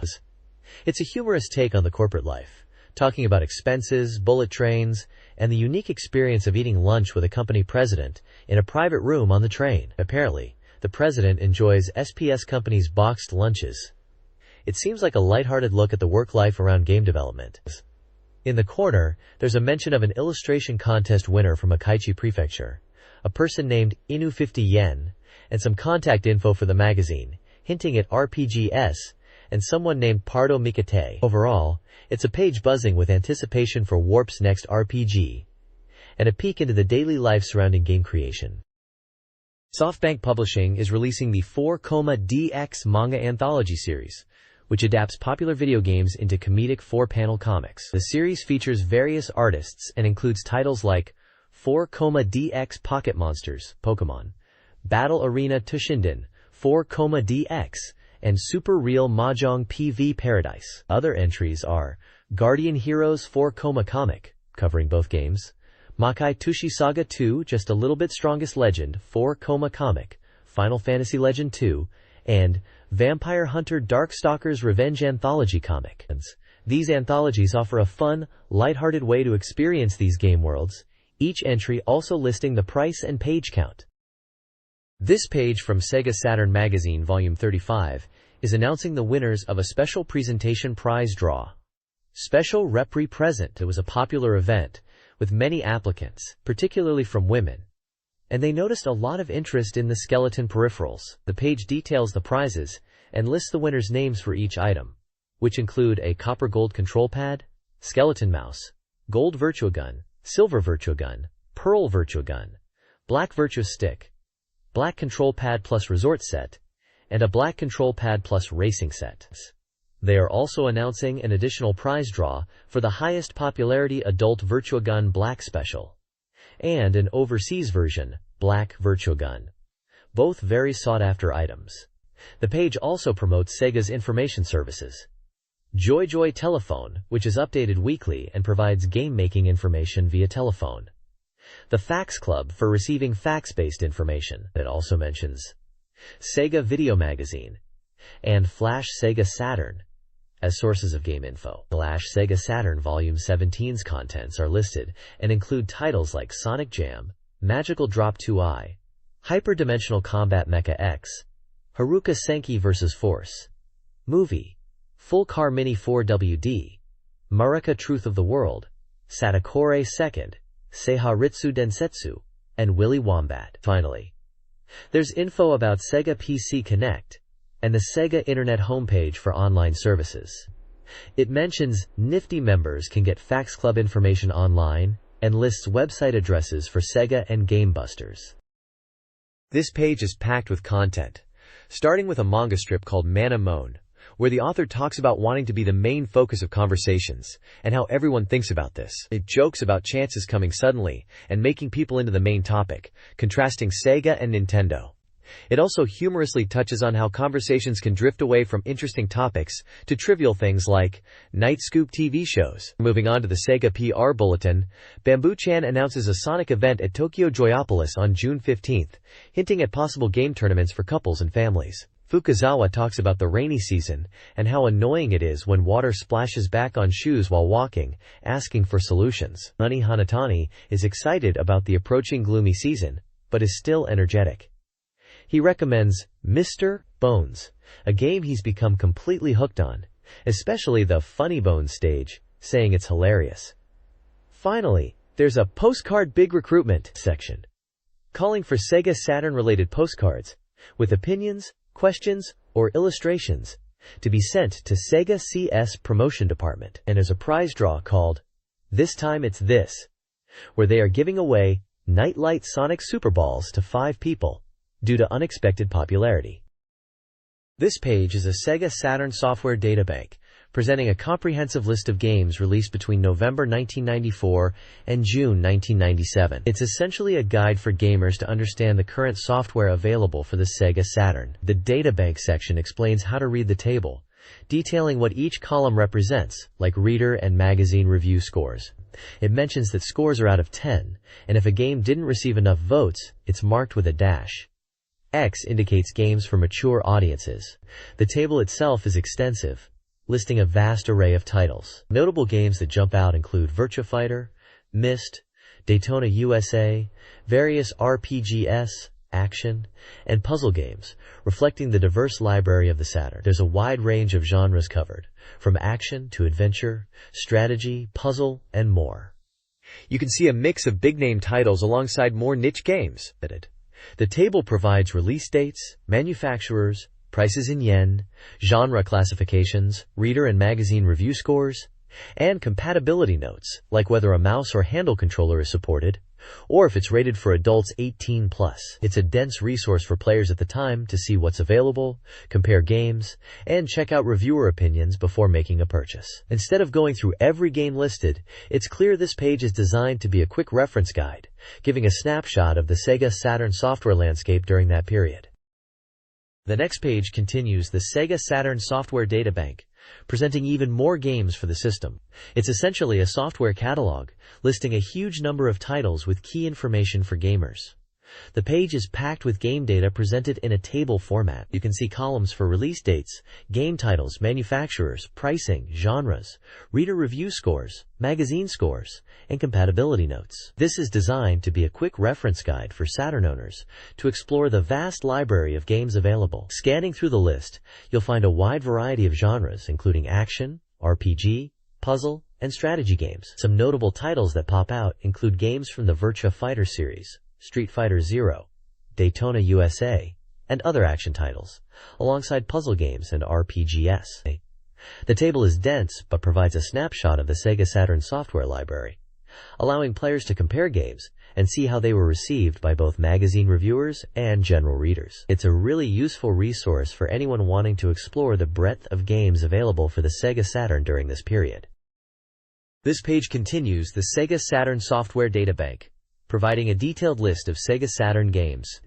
It looks like more of the software catalog, with each entry featuring the game title, release date, manufacturer, price, genre, and importantly, both reader and magazine review scores. Looking through the list, you can see a wide range of genres, from puzzle games like Baku Baku Animal to fighting games like Virtua Fighter Kids and DX Hired. There are also RPGs and action titles in the mix. Games like Street Fighter 02 and Samurai Spirits appear, showing a strong lineup of popular fighting franchises on the Saturn. Many titles seem to have pretty solid reader review scores, hovering in the 78 range, suggesting a generally well-received set of games. The magazine's own scores are also included, giving another perspective on game quality. It's interesting to see the variety of genres being covered, and the mix of well-known titles alongside perhaps some lesser-known gems from the Saturn's library. This page offers a good snapshot of the breadth of software available for Saturn owners at the time. This page continues with the Sega Saturn Software Databank. It's another list of Saturn games, showing a wide selection of titles across various genres. You can see games listed with their release dates, manufacturers, prices, genres, and review scores from both readers and the magazine. Looking at the games featured, there's a real mix. Titles like Daytona USA Circuit Edition and Tomb Raider, which was listed as Tomb Raiders, are there. Fighting games are still present, with games like Virtua Fighter Kids and Street Fighter 02 again mentioned, alongside Samurai Spirits. It seems like the page is highlighting a good range of well-regarded titles, based on the reader review scores, which are generally quite positive. The magazine's own scores are also included for comparison. Overall, it continues to give a good overview of the diverse software available for the Sega Saturn during this period, with a focus on showcasing popular and well-received games from different genres. This page is the Databank Index, continuing the extensive list of Sega Saturn software. It's presented as an index, neatly organized by Japanese syllabary, starting from A and progressing through Ka, Sa, and Ta sections. Each entry features a game title and a corresponding software number. The index showcases the vast library of Saturn games available, covering a wide array of genres. You can spot titles like the Arthur to Astaroto no Nazuma Kaimura, various entries from the Idol Janshi Tsuchipai series, and the Aquazone titles in the A's section. Moving to Ka, there's Kaite Deisensu, Chaos Control and its remix, and the Gunrafon series. The Sais section includes titles like Cyberdoll, the popular Sakura Wars, Sonic Wings Special, the Street Fighter series, and the classic Space Invaders. The Ta section includes titles such as Taito Chase, HQ, and Turfwind 96. Essentially, this page is acting as a comprehensive directory for Sega Saturn games, allowing readers to quickly locate software information, likely within a larger database or magazine section. It's purely a listing of games and their reference numbers, without any screenshots, character details, or in-depth descriptions, serving as a quick lookup guide to the extensive Saturn game library. This document details a Sega Saturn software index covering Japanese syllabary sections from Na to Wa. The index lists a diverse range of games, including racing titles like Nights into Dreams and Nissan presence over Drive-In GTR in the Na section. Subsequent sections like Ne feature Hyperduel, and Ho showcase Princess Maker 2. Ma contains Mahjong games and Metal Fighter Miku, while Mi includes Mortal Kombat 2. The index proceeds through Ya with Real Bout Fatal Fury, Ra with Race Drivin', and Ra with Rockman X3. Further sections like Ru, Roommate, R, World Cup Golf, and RO, Ryukyu Dead Heat, Real Arrange, are covered. The index facilitates easy game title searches within the magazine's database. This document is a reader survey from a Sega Saturn magazine. It collects demographic information like gender, age, and occupation, along with the number of Sega Saturn games owned. The survey explores magazine reading habits, article preferences, current and planned hardware purchases, and software ownership/desires. Two lists are included. Table 2, Hardware List, detailing various consoles and computers, and Table 3, Software List, a comprehensive, numbered compilation of 154 Sega Saturn game titles serving as a reference for respondents. Games included are titles like Evil Dead 2, Virtua Fighter 2, Panzer Dragoon Saga, and Radiant Silvergun, showcasing a variety of genres. This page is showcasing a special game industry treasure collection with a treasure appraisal team. It's all about the nostalgic value of rare and precious game-related items. They've gathered a collection of treasures from the game industry, focusing on items that evoke memories and are considered valuable. Among the items pictured are a Sonic the Hedgehog card, what looks like a dust cover for a SEGA Saturn, a golden treasure chest, a guitar signed by game developers, a champion belt from Fighting Vipers, Pepsi Japan Cup, and a selection of badges. The text highlights the rarity and collectability of these goods, especially Girl Game Goods collections, and super rare game software latest prices. It's asking about the real value of game machine-related merchandise and manufacturer-prepared non-sale items. The page suggests these items are personal treasures and invites readers to appreciate the charm of these nostalgic game goods. They mention that these treasures are being appraised by experts in the field to determine their true worth and to share the fun of appreciating these valuable items. The next page in the limited goods feature focuses on SEGA Saturn treasures. First, there's a SEGA Saturn ice tray, a prize from the console's launch, valued at 1,000 to 30,000 yen. Next, a Fighting Vipers spoon, a sponsor gift, estimated at 1,000 to over 50,000 yen. A Daytona USA papercraft model, originally a software release giveaway, is priced at 1,000 yen. They also showcase limited pin badges from the AOU show and Virtua Fighter 2 events, from 300 yen. Lastly, game-themed watches, including Sega logo and Sonic designs, are priced at 300 to 1,000 yen. This page highlights a collection of rare SEGA Saturn collectibles. These include a Virtua Striker sports towel, 500-1,000 yen, and Daytona USA and Virtua Cop Police Department caps, 1,000-1,500 yen, both limited releases. A rare Manuel Bonbon plush from Torneco's Great Adventure, 2,000-3,000 yen, that was a contest prize, and a Gauntlet wallet, 300 yen, are also featured. Other items include Ogre Battle, the March of the Black Queen tarot cards, 500 yen, and a Chunsoft 10th Anniversary music box, 5,000 yen, related to the Mystery Dungeon series. The checkpoint section emphasizes that brand recognition and limited production are crucial in assessing the value and desirability of these items for collectors.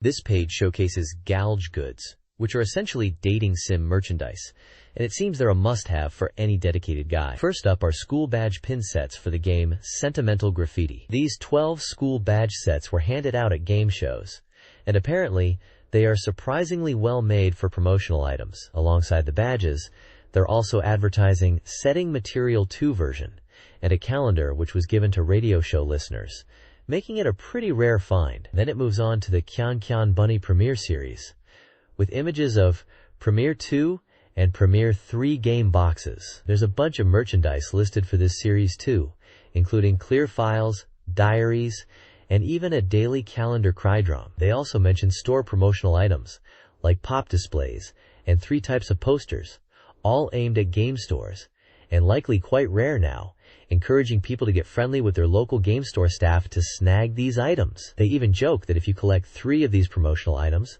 you'll have your own flower garden. This page showcases merchandise from the visual novel Sentimental Graffiti and the Super Real Mahjong series. Sentimental Graffiti features a Poster Dream 12-character set, a potentially rare collection of 12 posters using rocket test illustrations, priced between 12,000 and 30,000 yen. The Super Real Mahjong section highlights several items: Peas Club clear files and trump sets, 300 yen each, a non-sale letter pad, 200 yen, and purchase commemorative cards, 100 yen, all featuring anime girls. A P2i pop display standee is also mentioned, 300 yen. The checkpoint emphasizes the collectability and potential value of Galge merchandise, especially items with original artwork and popular characters, encouraging fans to value these niche collectibles. Could collectible Teleka game cards be the next big thing? This article explores the potential of these cards, similar to phone cards, featuring game artwork. Several valuable examples are highlighted. A Dragon Quest Teleka from Enix is estimated at 5,000–60,000 yen, while a Gunbuster Tapo Nire Teleka from Gainax could fetch 3,000–40,000 yen. Other cards, like Princess Kura, Great Strategy, Madu Monogatari, and Princess Maker, are valued between 1,500 to 8,000 yen. A Castel Load Teleka is particularly valuable due to its signed artwork. Future Boy Conan Teleka also holds surprising value. Prices listed are selling prices, not buyback values. The article suggests that elements like beautiful girls, sailor uniforms, and Mount Fuji significantly influence a Teleka's worth. This guide explores the value of Teleka cards, primarily based on collectability. Combined type Teleka, featuring 3x3 eyes cards, are highly valued, 7,000–30,000 yen for a set. Main premium Teleka includes Battle Spirits, Ryuko no Ken, Art of Fighting, and Decadate High School, Rapid Reloads Gunstar Heroes, with prices ranging from 700 to 5,000 yen. Virtua Fighter 3-character cards, Collection Series, are worth 1,000 to 3,000 yen each. Reasonably priced Teleka include Street Fighter II, Fighters Megamix, Super Street Fighter 2X, Vampire Hunter, Time Gal, and Jisen Pachislot Hishuhao, valued between 700–4,500 yen. Cards with low value are demonstrated by a Sonic the Hedgehog card and logo-only designs, emphasizing that design and character recognition significantly influence value, with mascot or logo cards often being less valuable than cards featuring actual character art. This page explores the premium and rare qualities of Sega game software, questioning if limited editions define premium. It highlights several Sega Saturn titles, including the Virtua Fighter 10 million units commemoration gold disc, a special edition celebrating sales milestones with fluctuating trade-in values based on condition and signature. Virtua Fighter Kids, Jowdy Limited Edition, a promotional release from a 7-Eleven campaign, also garners attention. Other consoles are mentioned.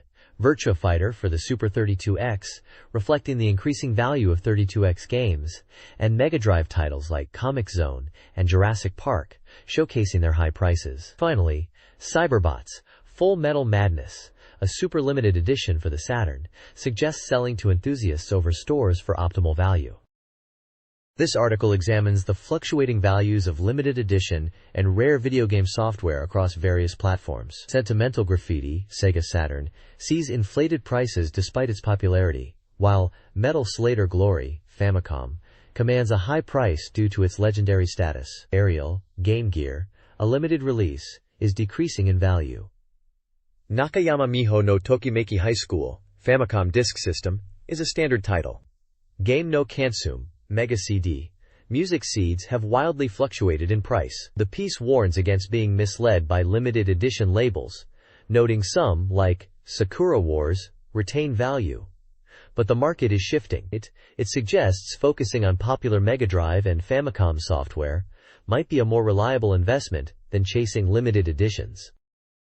This article profiles 4 classic game consoles and their estimated values. The Tomy Puta, a toy-like machine from the early 80s, is valued around 30,000 yen, praised for its Japanese text and basic programming capabilities. The Commodore Max machine, also priced at 30,000 yen, attracts programmers with its machine language potential and internet terminal capabilities.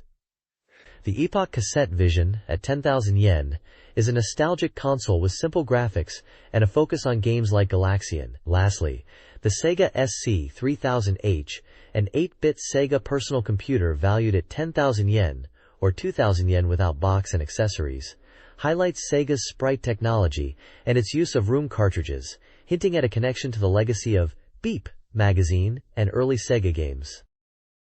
This page reviews several vintage handheld and tabletop electronic games.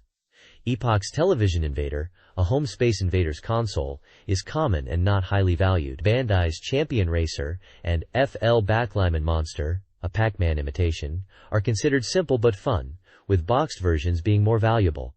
Dr. Slump, Aralakan, NCHA Baicha offers unique gameplay based on a popular franchise and may increase in value due to current trends. Bandai Zaxxon incorporates an early lever control. Hysteric Mama by Takatoku Toys is a crazy climber-type game. Fujitsu's Pocket Band, a sound toy bundled with computers, has no value. The page encourages readers to keep these games for their sentimental value, despite limited monetary worth. This page showcases a variety of unexpected Sega-related merchandise. First up is a Project Sonic Super Ball, described as a cheap promotional item handed out at game shows, but still potentially valuable to collectors now. Then there's a Virtua Fighter 2 Big Poster, also a popular item given away at game shows and events, especially for fans of the characters. Next we have Virtua Fighter 2 Pouches 2 Types. A shoulder bag used at the Tenkoku Direct Hit SEGA Saturn event held at Toshimaen Amusement Park, and a smaller hand pouch, sized to perhaps hold a Saturn game. There's also a Tenkoku Direct Hit Sega Staff Jumper, a staff jacket from the same Toshimaen event. It's mentioned to be rare and valuable, though easily reproducible. Moving on. There's a great strategy strong style light-up keychain from Oz Club, likely referencing the Daisen Ryaku series, which lights up red. The price isn't set, and its rarity is unknown. Then we see Super Robot Wars Flag Game Show Spring Distribution Underlays, pencil boards given out at a Tokyo Game Show in spring. 2 different designs are shown, featuring robots from the game. Finally, a Beep Mega Drive model, a 1/8 scale miniature Mega Drive, produced by the magazine's editorial team, is mentioned as being quite rare and priced at 300 yen. This magazine page highlights various Sega merchandise. Featured items include a vintage Sonic, the Hedgehog Asahi Aqua vs. Drink from 1992, price undetermined. A special edition Virtua Fighter box, flat, price undetermined. And a Virtua Fighter basic manual distributed at the arcade debut, also flat, price undetermined. Other items include a Sonic memo pad, 10 yen. Super Puzzle Bobble Bouncy Balls, 50 yen each. A Beep magazine can badge, 10 yen. A Dynamite Deca fan, price undetermined, down, and a non-selling 1/8 scale Mega Drive miniature. A checkpoint section discusses merchandise value, emphasizing rarity, popularity, and the impact of character design/logos, noting that overproduction can decrease value, using replica caps as an example. This page continues showcasing some amazing Sega treasures that aren't all about the money, but more about the bragging rights. First up, we have a guitar signed by the staff of Ino Kenji and Real Sound, known for their incredible game music. This is estimated to be worth between 15 to 25 man yen. Next, there's a Fighting Vipers National Tournament Championship set, including a champion belt and a special Pepsi skateboard, a prize from the event, valued at 3 man yen as a set. Moving on, we've got some Compile branded new employee training wear, a top and bottom set, estimated to be worth between 0 to 7,000 yen. Then, there's a Capcom fan book, signed by Motomu Toriyama, a key figure known for his work on Marvel Superheroes vs. Street Fighter, and for creating the character Pyron from Darkstalkers. The value of this signed book is undetermined.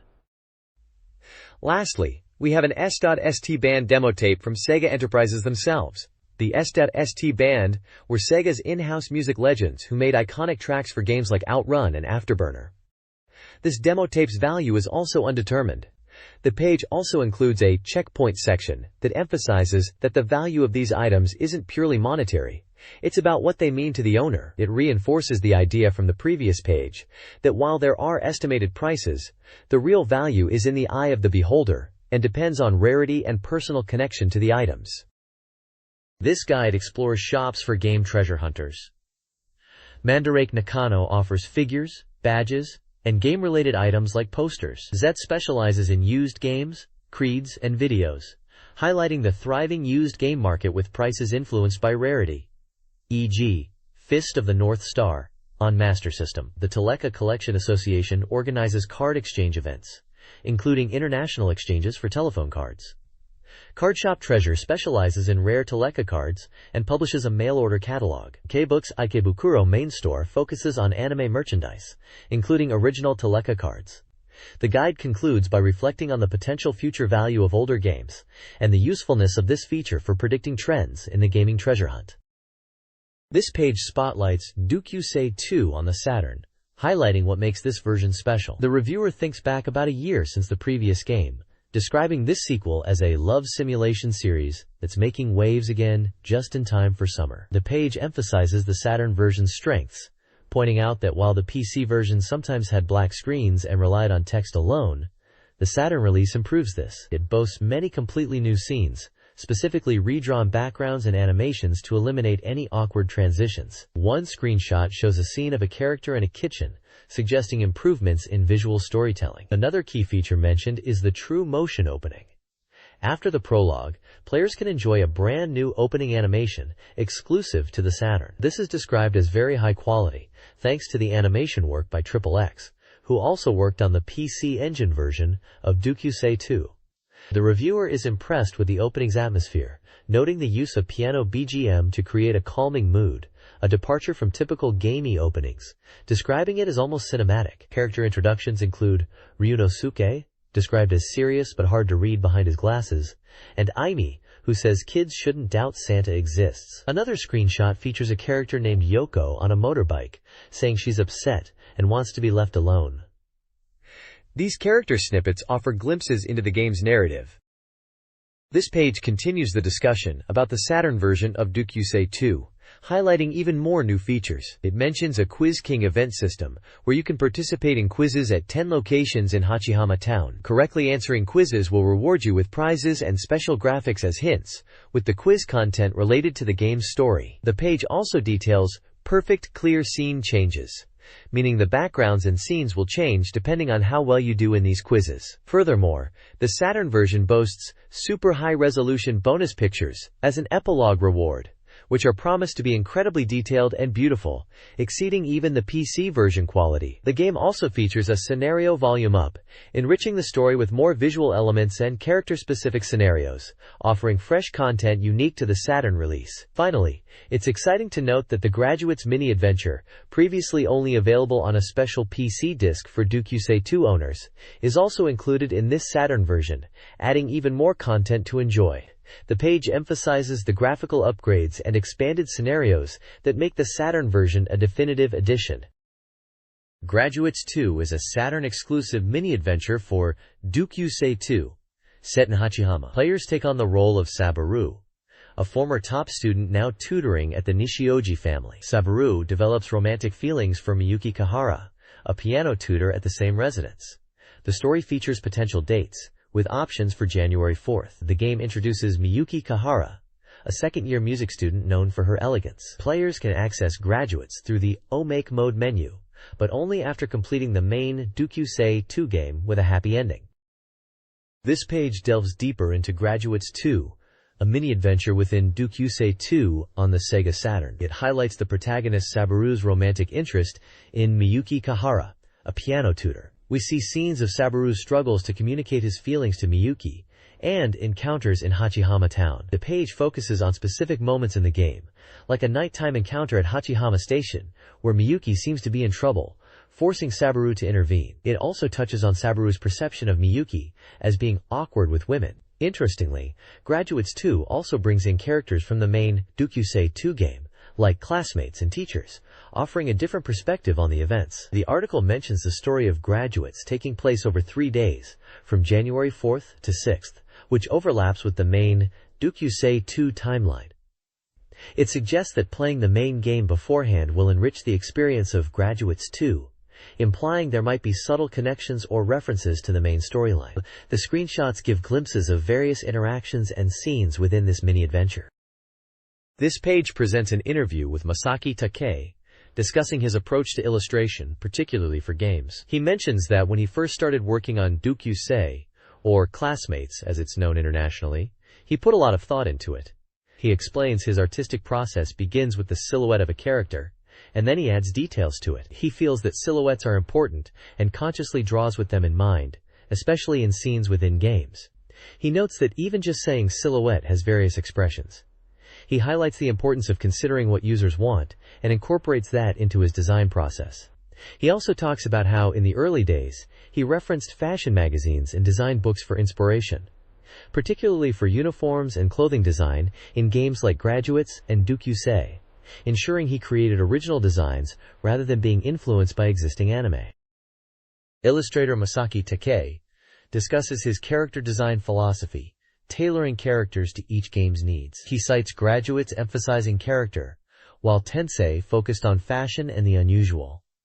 Classmates 2 aim to blend character and daily life. Takei playfully wishes for features impossible on the Sega Saturn, like dynamic weather, while prioritizing game balance. He values adding new characters in sequels. The page profiles Takei's work in anime magazines and his character design for games like Graduates and Classmates, positioning him as a top figure in the Bishoujo game character design world. A featured cover illustration by Takei highlights his strong use of silhouette, with the heroine's pose and flowing hair adding visual appeal. This page highlights enemy characters in the upcoming Sega Saturn RPG, Samurai Showdown, Warrior's Rage, known in Japan as Samurai Spirits Bushido Retsuden, showcasing their relationships and roles within the game's story. It reveals a character relationship chart to help understand the connections between these formidable foes. We see details of key antagonists, such as Yagyu Jubei Mitsuyoshi, described as being manipulated by evil gods, and Yoko Wakana, a beautiful and mysterious woman with wings who opposes the heroes and seems to be connected to the overall antagonist, Tenkusa. Other characters mentioned include Ukyo Tachibana, Sogetsu Kazama, and further enemy types categorized as Evil God Palace and Seven World Swordsman, each with brief descriptions of their motivations and affiliations. The page also previews enemies encountered in various locations, with small images to give players a glimpse of the challenges ahead in their adventure. The text teases the secrets surrounding these antagonists and their ties to the main villain, Tenkusa, promising an engaging narrative alongside the action. This page delves deeper into the world of Samurai Showdown, Warrior's Rage, focusing on Mizuki and the formidable enemies players will face. Mizuki, described as a bewitching god general, is central to the story, and we learn about her key subordinates who are acting in her stead. These include powerful beings like Agao, Kubira, Moin, Poseidon, Demon Horse, and Jibaruba, each likely presenting unique challenges. The page highlights the evil god Bell, an artifact crucial to Mizuki's revival, and introduces Priestess Kisaki, who seems to be communicating Mizuki's will through the bell, and is described as a commander in various aspects. Wrath is introduced as a fearsome monster directly serving Mizuki, depicted as a powerful and intimidating enemy encountered throughout the game. The Scoop information section mentions that the Saturn version of Warrior's Rage contains hidden black costume modes, adding extra replay value. It also teases more secrets and bonus elements for dedicated fans to discover, promising a wealth of content beyond the main gameplay. The bottom of the page jokingly mentions the unfortunate absence of a Beef Bowl fan club in the game, adding a touch of lightheartedness. This page is dedicated to Waku Waku 7, a coming soon soft title for the Sega Saturn. It highlights that despite its cute appearance, the game boasts a surprisingly deep system. The focus is on down attacks and the strategic depth they add to the combat. The page details how down attacks are crucial and not just an afterthought. When you knock an opponent down, you can unleash special follow-up attacks. Mentions homing attacks as one type of down attack. However, it also cautions against relying too heavily on down attacks, as skilled opponents can anticipate and evade them. Furthermore, the page explains that even when you are downed, you are not entirely helpless. The time it takes to get up depends on the damage taken, but mashing buttons can shorten this time. Players have choices when getting up. They can roll to recover or execute a rising attack, adding another layer of strategy to being knocked down.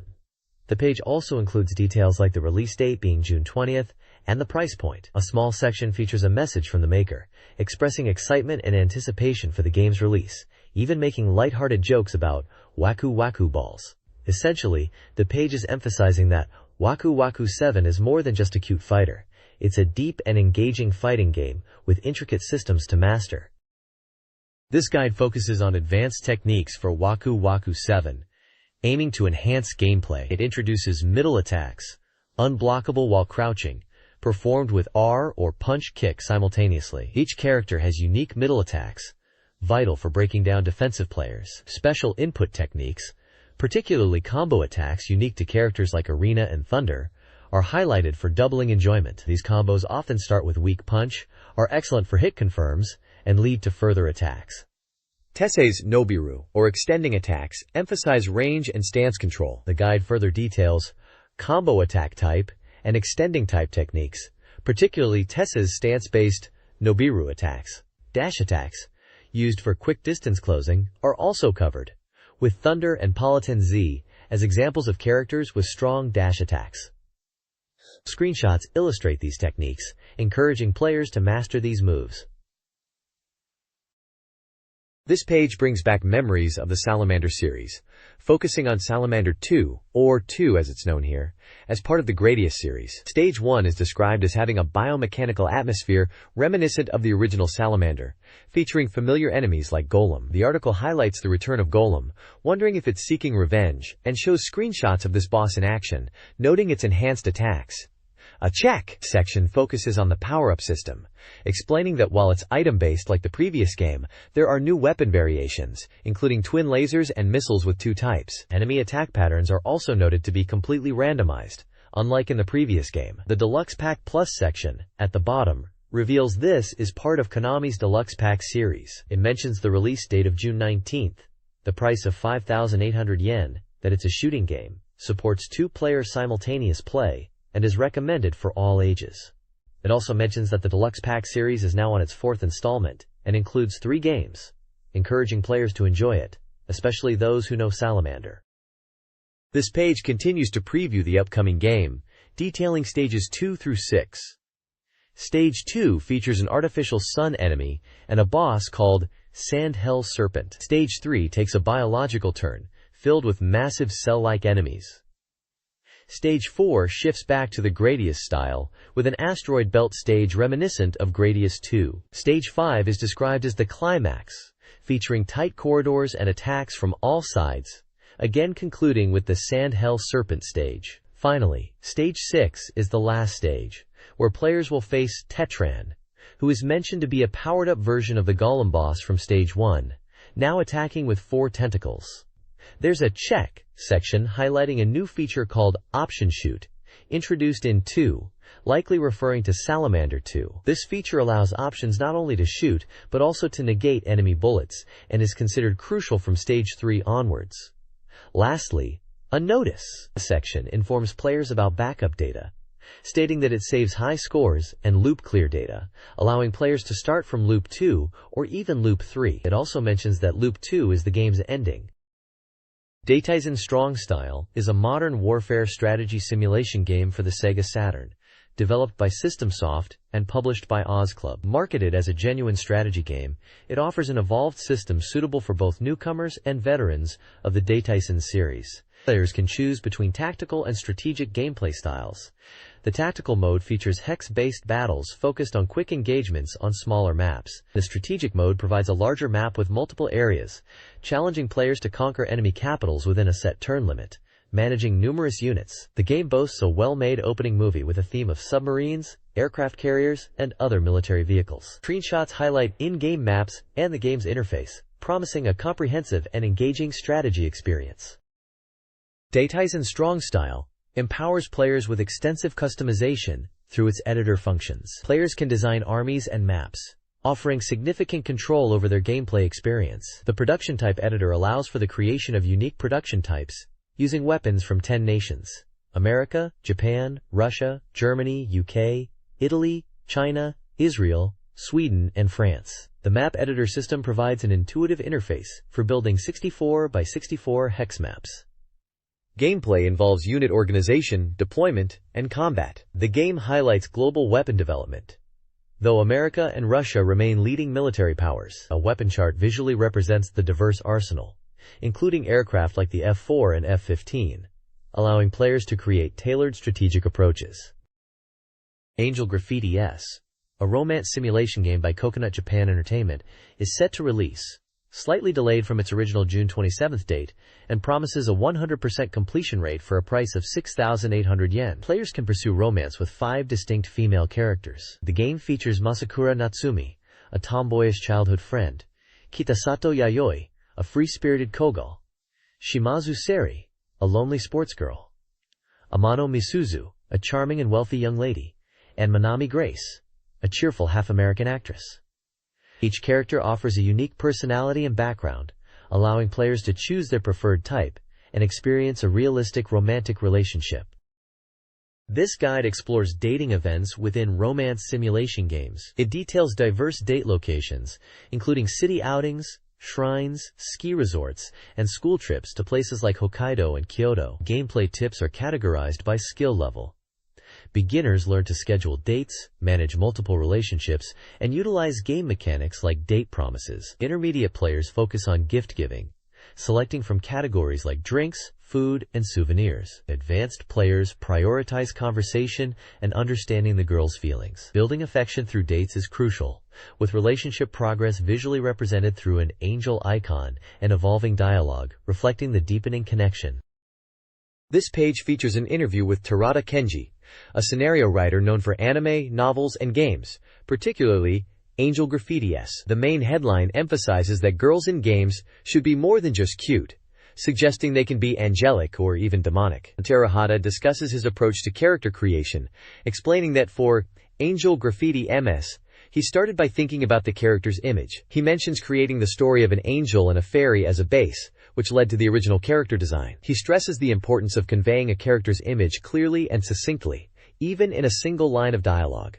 He elaborates on the depth of female characters, saying they are not just cute, but can be angels or devils. He aimed to portray the hidden, deeper aspects of their hearts in the game. He highlights the significance of lonely scenes as crucial for revealing a character's true nature. Terada also shares his background, mentioning his work on scenarios for games like Final Fantasy IN2, Dark Wizard, and the TV/movie series Kimagure Orange Road. He concludes by expressing his hope that players will appreciate the hidden, true faces of the characters in his games. This page highlights PGA Tour 97 for the SEGA Saturn, proclaiming you can experience the world's best pro golfers in the game. It brags about a 100% completion rate, and mentions it was released on June 20th for 5,800 yen, emphasizing it as a fully licensed PGA Tour golf game. The reviewer is impressed, stating that the courses and PGA Tour license ensure a quality experience only esports can deliver. The page focuses on the realistic golf simulation, explaining that top pro golfers' movements are captured to create an authentic experience. It mentions features like the targeting arc system, which visually shows ball trajectory and helps with club selection, appealing to both beginners and hardcore golf fans. Sections detail features like picture-in-picture for dynamic viewing angles, letting you watch the ball and your golfer like a TV broadcast. The golfers section showcases the roster of 14 real PGA Tour pros like Craig Stadler, Tom Kite, Lee Janzen, and Tom Lehman, letting players compete with these golfing legends. Finally, Edit Golfer allows players to create their own golfer avatar and customize their appearance and playing style. Screenshots display famous courses like TPC at Sawgrass and Spyglass Hill, described as faithfully recreated and challenging, even ranking among the world's best courses. They emphasize the strategic depth required to navigate these courses, especially with their water hazards, offering a true American-style golfing experience with long drives. This SEGA Saturn page celebrates complete ports of Doom and Doom 2. Doom, a groundbreaking 3D shooter, is praised for its intense battles, secrets, and puzzles. The combined release promises action-packed gameplay, described as chaotic and challenging. Controls are straightforward: the D-pad for movement, L/AR buttons for actions. Players navigate floors, battle enemies, and find exits. The page provides information about stats like ammo, health, and weapon selection. The storylines involve battling monsters, Doom, and demons invading Earth, Doom 2. Screenshots showcase the game's frantic, first-person shooter action, promising an immersive experience for players. This page announces the arrival of Sega Ages games, highlighting ultimate ports for the Sega Saturn. It kicks off with Power Drift, emphasizing the complete recreation of sprite scaling and rotation, previously considered impossible. The page then mentions Columns Arcade Collection, featuring the latest game, Columns 97, as part of the arcade classics being ported. Next up is Sega Ages Memorial Selection Volume 2, boasting 6 games, 1.5 times more than previous volumes. This collection includes titles like Monaco GP, Doki Doki Penguin Land, and Samurai Princess. The big news is the revival of the legendary Phantasy Star series, with all 4 games confirmed for release on the Saturn. This section emphasizes Phantasy Star as Sega's flagship original RPG, moving away from typical sword and magic fantasy to a sci-fi setting in the Algol solar system. Screenshots showcase Phantasy Star 2, Phantasy Star 2-1, Generations of Doom, and Phantasy Star, The End of the Millennium. Finally, there's a staff interview with Ogawa Tamao Rieko-san, who expresses a slightly complex feeling, like looking at old childhood photos with the game's revival. She mentions that the staff poured their hearts into creating new RPGs, considering the Phantasy Star series very important. She also reflects on the game sizes back then, mentioning 4 megabytes being enormous, and now fitting onto a single CD. Sega Ages is expanding its offerings with several new titles. Power Drift, a high-speed buggy racer, faithfully recreates the arcade experience, including sprite scaling and rotation. Sega Ages Columns Arcade Collection brings 4 arcade versions of Columns to Saturn, focusing on the puzzle game's addictive gameplay. Sega Ages Memorial Selection Volume 2 bundles 6 classic games: Doki Doki Penguin Land, Starjacker, Sinbad Mystery File, Samurai, Ninja Princess, and Monaco GP, offering diverse gameplay experiences. The Columns collection features the original Columns, Columns 2 with competitive modes, Stack Columns with added features, and Columns 97, a graphically enhanced remake. Sega is bringing the entire Phantasy Star RPG series to the Sega Saturn as part of the Sega Ages project. The collection includes the original Phantasy Star Master System, highlighting its FM sound, Phantasy Star 2 Mega Drive, with its 16-bit graphics, Phantasy Star 2 Generations of Doom, and Phantasy Star IV The End of the Millennium, the series peak. An interview section reveals the decision was driven by user demand for classic titles. The cancellation of another game prompted Sega to reassess and prioritize fan requests, selecting Phantasy Star as a perfect collection. The Sega Ages selection is influenced by user feedback, as evidenced by the Sega Ages Hope Best 10 chart, topped by Galaxy Force. The success of the project and the implementation of fan suggestions will determine what titles are in the future. This page features profiles of 3 anime characters: Mahoko Mochida, Miko Kamiyama, and Tina. Each character has their height, bust, waist, and hip measurements, and blood type listed. Mahoko Mochida is associated with Flower Shop Kateria, and is pictured holding a watering can. The page title is SEGA Sat Complete, hinting that these characters might be related to games on the Sega Saturn, or this is part of a complete guide for the system. At the bottom, it mentions Kakyusei and 1997 Elf, suggesting these characters are likely from the game Kakyusei, developed by Elf around 1997, which would have been available on the Sega Saturn. Tina's blood type is listed as unknown, adding a touch of mystery to her profile. This page showcases 2 more character profiles in the same style as the previous page, featuring Shizuka Mitsuki and Mayumi Tachibana. Shizuka Mitsuki is listed as height 159 cm, with BWH measurements 845,888, and blood type AB. Mayumi Tachibana is height 156 cm, BWH 835,887, and blood type B.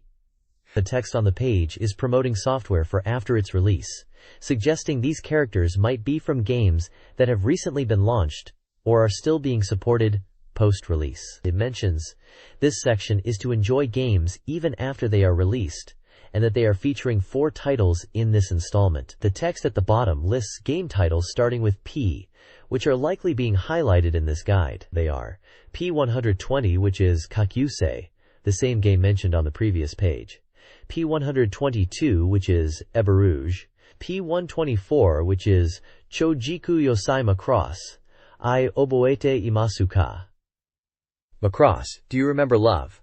And P128, which is Taiheiyu no Arashi 2, Storm of the Pacific 2. These are presented as part of the Turn Soft Guide. This page delves into a strategy guide for the game Kakyusei, specifically focusing on the character Shizuka and how to progress her storyline. The guide hilariously questions whether a female teacher can be charmed by a student's friend, hinting at a complex relationship dynamic. The page emphasizes a key strategy point.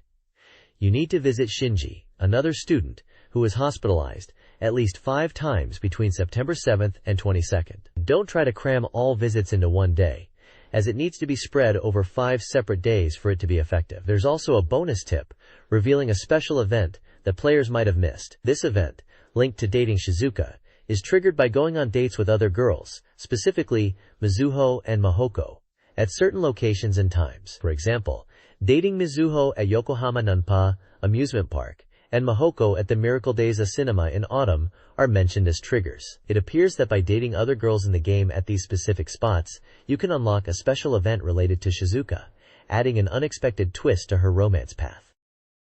This guide outlines a challenging 7-step process to achieve a W date with Ai and Miyuki in Kakyusei. It begins by sequentially meeting them in the schoolyard and town, focusing on specific encounters at the school gate, and prompting reactions about knowing their names. Crucial steps involve lending Miyuki a handkerchief in the art room, between 3:30 to 4:55 p.m., leading to further events in Miyuki's room on specific days and times. Following this, meet Miyuki, then A, then Miyuki again, in that order. Finally, if all steps are completed, Master appears on a Saturday evening, 6:05 to 8 p.m., excluding June 29th and August 31st.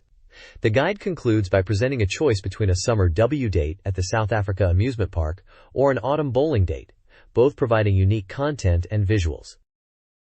This page is a guide for the game Eberouge, focusing on the first part of the story, and early school life. It details how to enjoy school life by focusing on events, parameters, and romance in the game. Events in the early stages are mainly of 3 types: school trips, deepening friendships, and events related to a character named Noish. The guide mentions that character parameters change based on choices made, influencing both studies and love. It suggests that joining the same club as a potential love interest is a good way to deepen relationships. The first term of the first year in the game starts in April and involves getting to know classmates within the school. Club selection is important as it affects parameter changes and which girls become closer to the player. It's also mentioned that a character named Narrated might invite the protagonist out on holidays. In the first term, focusing on joining a club with Noish is recommended to become friends. Events in locations like the schoolyard and fields are highlighted for meeting Noish. For the second term, events are shown at locations like the flower shop and museum, with advice to visit shops to expand the protagonist's activity range. The third term focuses on events related to school events and larger events concerning Noish. Choices made during these events will deepen relationships. The guide advises to focus on improving personal stats in the first year. This guide focuses on the protagonist's second year of elementary school, age 10, in Eberouge. Club selection, emphasizing clubs with preferred girls or stat boosts, is crucial. Key events, particularly concerning Noish, happen in late April, May, and early June. The second term prioritizes relationship building, while the third term features a vital Noish event in February. Successfully playing this section should set the player up for success. At the end of elementary school, path selection for middle school is introduced. Players must assess stats and choose from 7 specialized schools, including trifers. Relationships, especially with Noish, greatly influence path decisions. Gender and personality are determined by age 14. The guide acknowledges that elementary school friendships will change as everyone goes to different middle schoolers, with some possibly reuniting in high school. Screenshots showcasing interactions with characters like Noish, Moritz, Biker, Euros, and Lutch further illustrate the social and story-driven gameplay. This SEGA Saturn magazine guide focuses on Macross, Do You Remember Love?, emphasizing the strategic use of the Valkyrie's transformation system. Players must switch between Fighter, Gerwalk, and Batroid modes for optimal combat. Fighter is for defense, Gerwalk for balance, and Batroid for power, but slow. The guide warns against ill-timed transformations. Weapon loadouts are also detailed. Gun pods are standard, effective in most modes, while missiles are homing weapons, and bombs provide area of effect attacks. Careful weapon selection is crucial, as some stages restrict choices. The article breaks down weapon types like search attack and attack-focused late-game type, with gameplay examples. Mastering the transformation system and weapon options is key to success. Phase 04, Asteroid Belt, utilizes missile type IA, spread, to destroy the new model heavy armored enemy. Small asteroids mixed with enemies complicate targeting. Use the gun pod for asteroids, and missile typea for enemies. On hard, the boss Zajar Delgar shoots in 8 directions. The boss attacks with standard shots, lasers, and energy blasts, and it is advised to attack from a distance. Phase 05, assault enemy ship, recommends gun pod typea, search, or missile typea, spread, to destroy the special battleship's power source. Enemies are Batroid only, and there is no item support. Focus on clearing a path, and save bombs for the inner defense bits. Just destroy those bits from an angle using search and missiles before the boss fight. The boss rotates, using flower and torpedo weapons. Avoid being directly in front during rotation. Phases 06-08 of this shoot-'em-up game offer distinct challenges. Phase 06, Titan, prioritizes evasion due to restricted weapons and icy terrain, with enemies focused on ramming attacks. Phase 07, Big Escape, requires reaching min-may against tougher foes, including a fast quadrant RO boss, Milia's unit. Gun pod typea, search type, is recommended, and Gerwalk mode with an evasion focus is advised, as you cannot transform. Phase 08, Ocean, features fighting Milia's unit over land and sea, using missiles effectively while keeping the missile gauge at max. The stage includes supplies and earns Macross points for each defeated enemy. Bombs are to be reserved for later, and the player can choose from various weapon types. A Skull Leader's message warns pilots about fast ramming attacks from enemy combat pods, emphasizing the importance of maintaining distance. Phases 9-11 offer intense combat. Phase 9, Ruins, features the Meltrandi boss. Use bomb-type Heb, dodge lasers by moving up, then down, or staying bottom/right. Prioritize enemy elimination, but avoid excessive damage. Phase 10, Last War, tasks you with destroying the jamming station. Use gunpod type Heb and missile typea. Evade early, then focus on tougher brown enemies after Bridai's speech. Zentradi become allies. Destroy defense satellites quickly. Hard mode doubles damage and adds Bodolza. Phase 11, Love, pits you against Bodolza. Use gunpod type Heb and missile typea. Evade and use reaction bombs strategically before the fight. Destroy satellites with pinpoint shots. Hard mode increases difficulty with more bullets and faster pursuit. Use the entire screen to evade projectiles. Dodge laser curves circularly.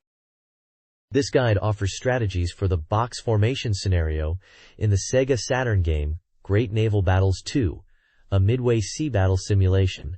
The objective is to secure location 90 within 33 turns. Success requires careful planning and resource management, especially concerning base capture. The guide breaks down the Japanese fleet into 5 groups, each with specific roles. Key fleets include the Nangumo Fleet, main strike force with carriers, and the Kondo Fleet, transporting invasion troops. Early enemy detection, particularly aircraft carriers, is crucial. Beyond Midway, the guide also addresses a secondary front in the South Pacific, where Japanese bases near Rabaul are under constant air attack. The guide stresses that success depends on careful planning, resource management, and early enemy detection. This strategy guide for the Great Naval Battles 2 Midway scenario focuses on securing the island. It advises precise fleet positioning, including the Angle Bay Fleet, and initial air attacks using scout planes from Rabaul and bombers from Truk. Scouting is paramount to locate enemy forces, with level bombing recommended. The Midway assault includes naval bombardment before landing troops, despite potential inaccurate historical elements. The guide then details the Aleutian Islands operation, urging the use of the Angle Bay and Nangumo fleets, while managing fuel and turn limits via tankers and fleet merging. Prioritizing attacks on enemy carriers is vital for air combat. Post-Midway, damaged ships should immediately dock at Truk for repairs. Finally, the guide warns against neglecting the Myanmar front, recommending air attacks on enemy airfields there to counter frequent air raids. The core strategy emphasizes scouting, air combat, resource management, and awareness of secondary fronts. This page announces the entry teams for King of Fighters 97. The Maker's comments section expresses excitement about revealing KOF 97 information, highlighting the appearance of Billy and Mary from Fatal Fury, and mentions team formations. The page then officially reveals the announced teams. The teams listed are: Main Character Team featuring Kyo, Benimaru, and Goro. Fatal Fury Team with Terry, Andy, and Joe. Art of Fighting Team with Rio, Robert, and Yuri. Psycho Soldier Team with Athena, Kensu, and Chin. Ikari team with Ralph, Clark, and Leona. 97 special team with Billy, Yamazaki, and Mary.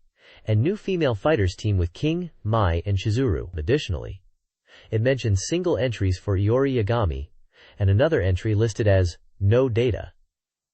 The page also features character art, showcasing Kyo, Iori, Billy, Mary, and King. There's text describing each team and character, and a section titled Special Team, speculating about the poses and the potential of this team in KOF 97. The bottom section is titled SNK World 97 Renewal Project, new title, urgently recruited, discussing changes to SNK World and seeking title name suggestions from readers for a new corner.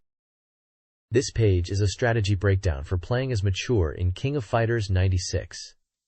It emphasizes her key strengths, her blow-away attack, and Metal Massacre special move. The guide suggests building your offense around these moves as Mature's core strategy, noting her anti-air options are limited, making aggressive ground attacks vital. It recommends using jump attacks, especially jump weak kick, as a solid mid-level option. The article details combo strategies and follow-ups after landing her Metal Massacre, as well as what to do if it's blocked. It also touches on her Weak Despair and Despair moves, highlighting Weak Despair as the more useful option, and briefly mentions her Dead Side attack. The overall advice is to be aggressive with Blow-Away attack and Metal Massacre to overwhelm opponents with Mature in KOF 96. In the My Treasure Goods introduction segment, the author shares their love for classic and unique vehicles, a counterpoint to their digital work. They cherish these older designs for their simplicity and distinct philosophies. First, they highlight the Citroën 2CV, admiring its canvas top, removable seats, and unique suspension. Next, they discuss Molten bicycles, praising their small wheels, suspension, and high performance. Finally, they present the Honda Zook scooter, their go-to for short trips, enjoying its Vespa-like design and rarity. The author emphasizes that their appreciation isn't mere nostalgia, but a fondness for items embodying unique design philosophies. This reflects their embrace of both digital and analog aspects of life, a central theme of the Digiana series. This page is all about Super Robot Wars Fae, and how to cool down after getting heated up playing it by visiting Obakeland. It seems to be a fan submission corner for Super Robot Wars F, split into sections based on the type of fan content. First up is the Spirit section, showing off energetic fan art, like composite pictures and short comics featuring intense characters. Then there's the Hot-Blooded section, discussing gameplay, specifically mentioning using Ideon and its powerful Ideon gun, with fan comments about strategies. The Relaxed section showcases more laid-back and humorous fan submissions. The Steel section focuses on character pairings and fan art, specifically mentioning Amuro and ILM. Below these fan sections, it introduces Obakeland, an amusement park by Bampresto, as a place to chill out after playing intense games like Super Robot Wars. They mention two main attractions, the Haunted House Edo Period Ghost Story Legend, and Mysterious Devil's Maze, Underground Temple Dracula's Mausoleum. Apparently, if you visit, you can even get original goods, and it's perfect for the summer season. Finally, the page provides access information to Obakeland, mentioning it's near Junior Matsudo Station, East Exit in the Piazza Building, with karaoke, video games, metal games, and even photo sticker booths available. There's also a call for postcard submissions for various sections, including a luck section, asking for details like address and name. This strategy guide for Advanced World War focuses on the Italian campaign, specifically Scenario 23, Italian Peninsula Fierce Battle, Operation Diagram. The guide details the strong German defenses, including the Gustav Line, which significantly slowed the Allied advance despite Italy's surrender in 1943. The Allies attempted to outmaneuver the Germans with the Anzio landing, but delays allowed the Germans to react. Operation Diagram, aimed at capturing Monte Cassino, was crucial for reaching Rome. The guide includes gameplay screenshots showing map layouts, unit stats, and portraits. It highlights historical figures like Field Marshal Kesselring and mentions soldiers from occupied territories. A historical visit segment features Heinrich Himmler. The reviewer praises the game's accurate depiction of the Italian campaign's challenges and strategic complexities. This page continues the strategy guide for what appears to be Advanced World War, Now focusing on map number 26, East-West Decisive Battle. This scenario puts you in command of Allied forces against a rapidly advancing Soviet army. The guide highlights that the scenario, called Autumn Rain Operation, presents a challenging situation where you are allied with other nations to repel a Soviet offensive. The Soviets are described as overwhelming with powerful new Stalin tanks. The guide stresses the importance of leveraging Allied air power and quickly integrating reinforcements, as Allied tank divisions are stated to be less effective head-to-head against Soviet armor. It advises keeping heavily equipped units intact and relying on combined arms tactics. Key strategic points mentioned are to rapidly merge with Allied forces, especially around river cities and bridge locations, as these are crucial defense points. The guide even suggests destroying bridges to hinder the Soviet advance if necessary. The different troop types are briefly compared.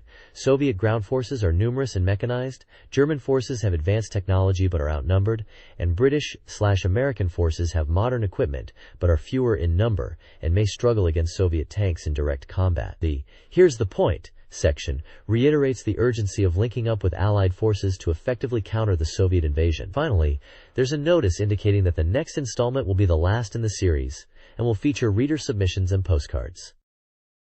This page is packed with excitement, announcing the upcoming release of Marvel Superheroes for the Saturn. It's celebrating Rockman's 10th anniversary and is brought to you by Capcom. The page highlights that Marvel Superheroes and Vampire Savior, Darkstalkers, are both highly anticipated arcade games making their way to the Saturn, with Vampire Savior already being a hot topic. The feature focuses on Marvel Superheroes, showcasing the Gem Power System, which adds a layer of strategy with power-up items affecting speed and health. It also introduces aerial rave combos, allowing for devastating damage in mid-air, and emphasizes the super powerful Hyper X moves, essential for finishing off opponents. Screenshots show off the game in action, with characters like Iron Man, Captain America, Spider-Man, Wolverine, and others battling it out. The text mentions, the game is slated for release on July 18th by Capcom, priced at 5,800 yen, and it's a versus fighting game compatible with expanded RAM cartridges. The overall tone is enthusiastic, highlighting the game's innovative features and promising intense fighting action. The Saturn version of Resident Evil offers several enhancements over the PlayStation release. It features a new battle game mode, where players fight enemies for ranking. New enemy types, including creatures with chained hands, are introduced. A significant addition is the presence of 2 tyrants, unlike the single tyrant in other versions. Chris and Jill receive exclusive costume changes. The Saturn version also increases the number of save blocks, making saving more accessible. Early buyers received a limited bonus, an exclusive Biohazard novel focusing on Bravo Team. The game includes classic enemies like zombies and Plant 42, with a release date of July 25th. This page is a report from Hudson Soft in Sapporo during the summer of '97. It's titled, Peach Boy in Hudson, Sapporo Pilgrim Record. The page highlights Hudson's Central Research Institute, describing it as being surrounded by greenery in the suburbs of Sapporo. There's a section about the Hammond's Coin Collection Museum inside Hudson's research facility, which is apparently set up like a period drama set on the first floor. It showcases old money and world's largest Yayoi period stone weights. The article mentions you can even touch the real artifacts to feel their weight. Another section titled, Artist Appears, features the game Willy Wombat from Atlas, developed by Sting. It mentions Mr. Willy from Rhodes and Mr. Iguchi from Sting as the people behind it. There's also a mention of Flood Kabuki Legend Eden Country from Data East, set in Ibaraki and Toon area. The article touches on Hudson's game development departments and research facilities. They mention software departments focused on graphics and network technology support departments. Finally, there's a section called This Week's Oto-sama, featuring Yuko Endo, who works at Hudson. She enjoys phone calls and tea at work and is currently into Sly Size 58, 68 to 88. She mentions that she thought Hudson was a company. In a section titled Ichigaya Fraulein, the article asks what kind of men she likes, and she replies, green jeans, giant-type men. The Battle Mobile Gunpla contest results are announced, celebrating player experiences with the 6-player car action game. The Chiba/Yamaguchi team won the grand prize for their detailed 40-page report analyzing machine rankings, tactics, and driver insights. The excellent prize went to the Fukuoka/Noda and Saitama/Yoshizaki teams. Noda's report offered valuable weaponry and strategy memos, while Yoshizaki's was praised for its organized clarity. The Guts Prize was awarded to the Tokushima/Hashimoto team for showcasing their bond and enjoyment, and the Kyoto/Urasaku team for their heartwarming submission. The contest highlighted the game's popularity as a party game, especially among male players. Team battle reports were surprisingly scarce, and no female applicants were present, possibly reflecting the game's demographic. This page presents pre-configured machine setups for the Battle Mobile Gunpla game, boasting, "My machine is perfect everywhere." 12 distinct machine types are detailed, each featuring a unique name, credit cost, tuner name, pre-selected weapons, and settings for various parameters like armor and engine. Each entry includes 1-point gameplay tips. Examples include the cooler type's Sapon attack, the Omu's Rajum transformation, and the bomber's timed bombs. Other machines focus on fire attacks, chain grenades, laser changes, close combat, double damage, reaction bombs, overwhelming power, steady battles, and stealth/particle beam combat. These pre-built configurations offer ready-to-use setups, encouraging players to jump into gameplay with diverse playstyles and strategies, acting as a guide to effective builds for various combat scenarios. This page offers player-created content for Assault Suits Valken 2, focusing on local rules, battle slang, and winning strategies. Our rules details the aggressive nature of local matches, emphasizing non-stop gameplay and a survival of the fittest approach. The battle vocabulary defines player-coined terms, such as Eternal Engine for drawn-out battles, and Fighting Rooster for a specific machine gun tactic. The victory formula highlights player-discovered strategies, using shields, adapting setups, employing backdashes, and exploiting specific weapon matchups. Ancient Wisdom reflects player enjoyment of strategic depth and hints at future content about machine builds and team battles, recommending the current version for its multiplayer and competitive appeal. Dynamite Baseball 97, a polygon-based baseball game by SEGA, is the sequel to the popular series. This iteration, built on the Model 2 arcade board, features realistic player data from 1997 Japanese professional baseball, thanks to collaboration with IBM BIS. Two-player battles and thrilling close games are core features. The game introduces the bat switch control system for intuitive gameplay. Controls include the lever for swing direction and pitch selection, the A button for powerful swings and base advancing, the B button for runner actions and fielder selection, and the bat switch, an analog stick shaped like a bat, for both batting and pitching. The start button starts and pauses the game. A developer's message emphasizes the game's accessibility, encouraging players to experiment with various commands, like the Guts command and button combinations, to explore player abilities and tactics.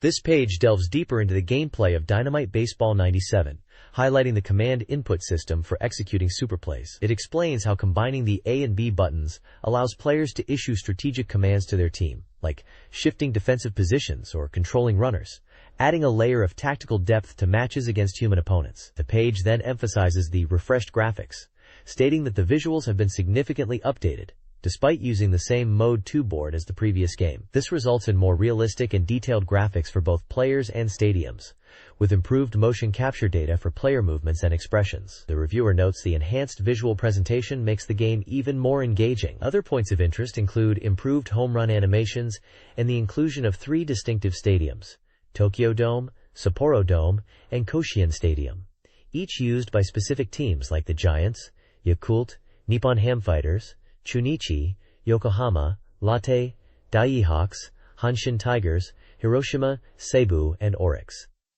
The page also mentions the large number of in-game advertisements, stating it's the highest number yet for a SEGA game, creating a realistic baseball broadcast atmosphere.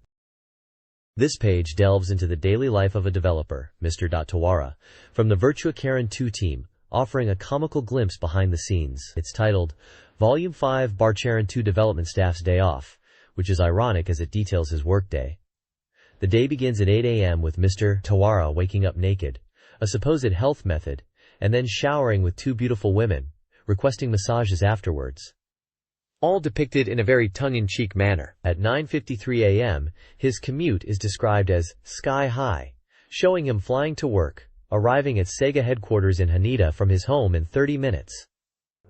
The 10:30 a.m. meeting is with the planning department, where Mr. Tawara, known as Moretsu section chief, holds court, telling exaggerated tales, like building a 60 km/h motor as a kid.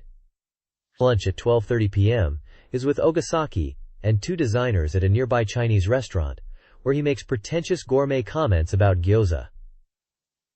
Finally, at 3:17 p.m. during work, Mr. Tawara gets upset when Ariari forgets a lighter for his cigarette. This escalates into a violent outburst, depicted with sound effects like, "Hoo! Beat, beat, beat," highlighting the humorous exaggeration throughout the article, painting a picture of a chaotic but perhaps dedicated development environment. This page is titled Game to the People, and introduces 3 as an organization aiming to reform the arcade industry, declaring their slogan as Game to the People. Their policies are to abolish player discrimination, destroy arcade imperialism, and end the consumer console wars. The page then humorously depicts different scenarios throughout a day, starting with a council meeting at 7 p.m., where a person makes a bizarre statement about being a Nobunaga type. Later at 10 p.m., a no-courtesy dance scene unfolds. A melodramatic affair scene is set at midnight. And finally, bedtime is at 1 a.m. A section called Today's Truth lists humorous observations, such as always being naked, taking long baths, using pipo, likely referring to mobile phones, disco dancing, and being obsessed with affairs instead of work. Mr. Takeshita's action is described as being naked, enduring hardships, using pipo as a weapon, and spinning beautiful women at the disco. The page also features a 0% inspection rate notice, and concludes with a recruitment ad for 3 party members, promising a 3 sticker to those who join. Overall, it appears to be a satirical and comedic piece related to gaming culture and perhaps the developers themselves. Sega AM3's arcade game, The Lost World: Jurassic Park, is coming in July, a sequel to the original arcade game. Powered by the Model 3 board, it boasts significantly enhanced 3D graphics and a fully realized 3D world, a huge leap from the original. Players will experience immersive gameplay, being chased by dinosaurs. The game features a 3D sound system and a dedicated cabinet, designed to fully immerse players in the Spielberg's world. Developed by the team behind Decathlete and Gunblade NY, the 2-player cabinet includes Bodysonic and 3D surround sound. AM3 promises a powerful and captivating experience, inviting players to enjoy the game's combined visual and auditory appeal. Dinosaurs will relentlessly pursue players thanks to Model 3's power. The Lost World: Jurassic Park arcade game promises a terrifyingly realistic dinosaur experience. The game, running on the advanced Model 3 board, features ultra-realistic visuals and immersive sound, with a focus on cooperative gameplay, where player contributions are ranked. Set in a dinosaur breeding facility from Site B, players as Ian Malcolm and Sarah Harding must survive 5 dynamic stages, utilizing 5 gun types. The game is designed for accessibility, while offering depth for hardcore players through item usage and strategic combat. Emphasis is placed on quick reactions and bodysonic feedback for maximum immersion during dinosaur attacks. Enemy behavior is varied, allowing for strategic takedowns. The game, tied directly to the film's release, emphasizes the thrilling experience and realistic dinosaur visuals, making it a must-play for fans. This page showcases Top Skater, highlighting character-specific tricks, and it features the skater Ash. Ash, whose full name is Athlyn McKinley, is profiled with details like height, 182 centimeters, weight, 70 kilograms, blood type, age, 19, and sponsor, Vans. The designer's comments emphasize Ash being designed as a skater anyone can instantly recognize, focusing on his individuality and expressing his personality through his moves, which are shared with other characters. The page details Ash's signature tricks across different scenarios, like jump ramps and banks. These are listed in tables, categorized by input method and grade, detailing trick names and features such as 1 foot, FS 180 kickflip, super impossible for jump tricks, and various kickflip and varial kickflip variations for bank tricks. There are also lists for half-pipe and regular bank tricks, with method and indie variations. Screenshots demonstrate gameplay, showcasing tricks like Super Impossible and Varial Karate Air, with point scores displayed. The text highlights Ash's board control and the stylish nature of his tricks, emphasizing the thrill of performing advanced moves. The page concludes by noting the difficulty might be high, but encourages players to challenge themselves. Keith Frethly, a 22-year-old skater sponsored by Ad1, is introduced in Top Skater. He's designed as a cooler, more reserved character compared to Ash, but equally skilled. His profile details his height, 177 centimeters, and weight, 69 kilograms. The page lists his signature tricks on jump ramps, banks, half-pipes, and regular banks, categorized by input, grade, and description. Notable jump ramp tricks include double inward heel flip and F's 180 double kickflip, while bank tricks involve various kickflip and stalefish variations. Screenshots showcase dynamic shrank tricks. AQ, and a section offers gameplay advice. Landing cool combos requires performing tricks within 1.5 seconds, varying trick locations. Players are also teased with news of a secret, upcoming national tournament. This page celebrates Mitsuyoshi Takenobu's vocal contributions to AM2 SEGA games. It highlights the upcoming release of Kimi ga Inai Yoru, the theme for a baseball tournament. The page reviews several albums. The Virtua Fighter, Strongest Warrior album, featuring character songs. Daytona USA, a masterpiece with memorable melodies. And Fighter's Megamix soundtracks including Rent a Hero, all available in karaoke. The Virtua Fighter 2 Feet Dancing Shadows album is also a Sega karaoke track, with Believe in Love. Virtua Fighter 3S Alone and Virtua Fighter Anime's Solitude are also mentioned as Sega karaoke tracks. Finally, Victory Goal, 96 features to the Future Sky, a soccer game theme song also available in karaoke. This page is all about the Virtua Fighter new dojo ranking battles that are heating up across Japan. It's like a snapshot of the local arcade scene and who the top players are in each region. Starting in Hokkaido's Susukino Dojo, Ino is currently the champion. In Miyagi's Sendai Dojo, Invincible Guardian, Bakuhatsu Ulpion, holds the top spot for the 5th time. Tokyo's Akihabara Dojo sees Agonia Aki as the 25th tournament champion, and they are already noted for Virtua Fighter 4 performance. Shizuoka Dojo has back Burio reigning as Storm. Aichi's Kanayama Dojo's super heavyweight champion is Tamaji. Osaka's Nanba Dojo is led by Saikyo Ao in their monthly ranking. Hiroshima Dojo is showcasing Nao as a candidate for next dojo master. Lastly, Fukuoka's Tenjin Dojo has Delochi at number 1. It's clear Virtua Fighter is a massive arcade hit, with these dojo rankings showing the dedicated player base and local competition all over the country.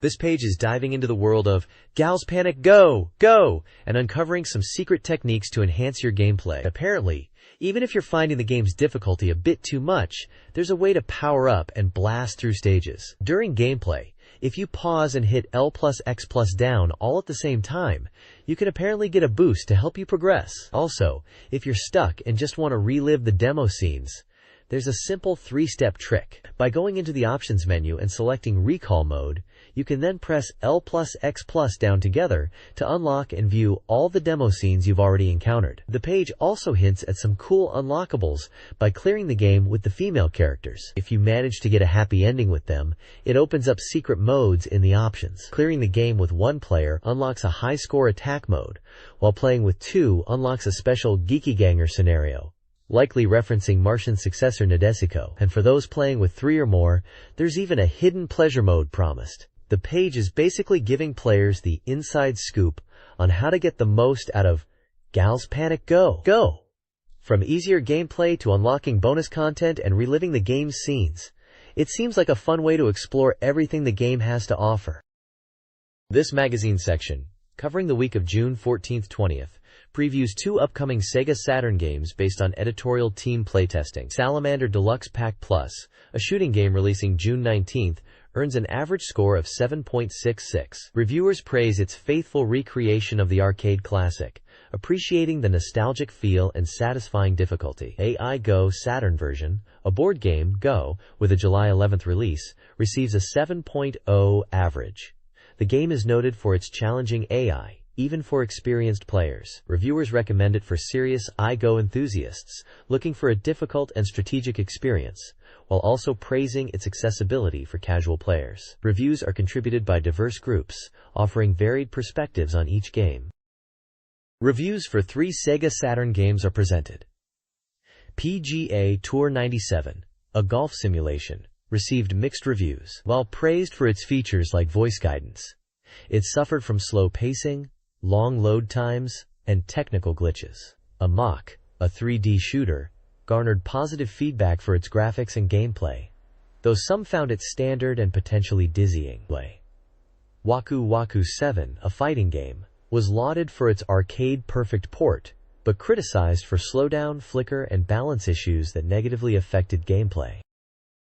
This page features reviews for 3 upcoming SEGA Saturn games. First up is Sonic Jam, launching on June 20th, which is praised as a definitive collection of the original Mega Drive Sonic the Hedgehog games. That's Sonic 1, 2, 3, and Sonic and Knuckles all in one package. Reviewers highlight the inclusion of difficulty settings and the Sonic World mode, which seems to be a museum-like area filled with various Sonic-related materials to explore. It's getting good scores, with reviewers averaging around 8 or 9 out of 10, calling it a must-have for Sonic fans. Next is Zero Yan Champ Doozy J Typer, also slated for release on June 20th.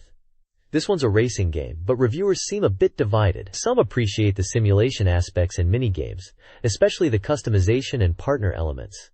But one reviewer even questions if it really feels like a game in the traditional sense. It's getting more mixed scores, averaging around 6 out of 10, suggesting it might be more niche.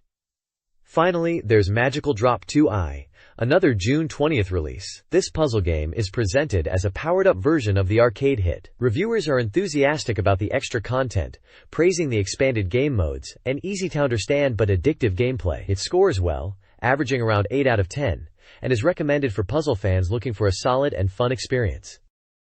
This page unveils the upcoming software release schedule for the SEGA Saturn, primarily focusing on games hitting shelves in July, August, and September. It's packed with a variety of genres, showing the diverse gaming landscape of the Saturn. You'll see everything from adventure titles to RPGs, simulations, action, sports, puzzles, and even some, etc. category games, indicating a real mixed bag of experiences coming soon. Looking at the manufacturers, there's a good mix of familiar names and perhaps some lesser-known ones, highlighting both established players and potentially some newcomers in the Saturn development scenes.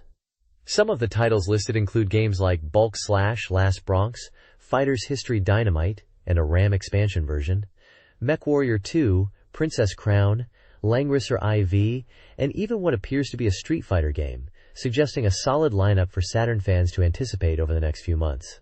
Interestingly, there are also peripherals and accessories listed, like a SEGA Saturn word processor set, showing the Saturn's capabilities extending beyond just gaming. Some games even mention specific hardware requirements, like RAM cartridges or controller types, indicating the varying complexity and ambition of these upcoming releases.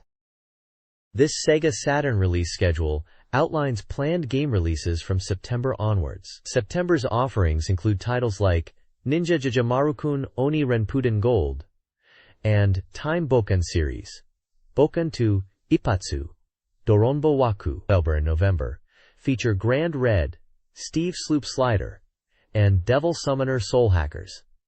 December sees Maria, Temp, and Super GT 24 Hours.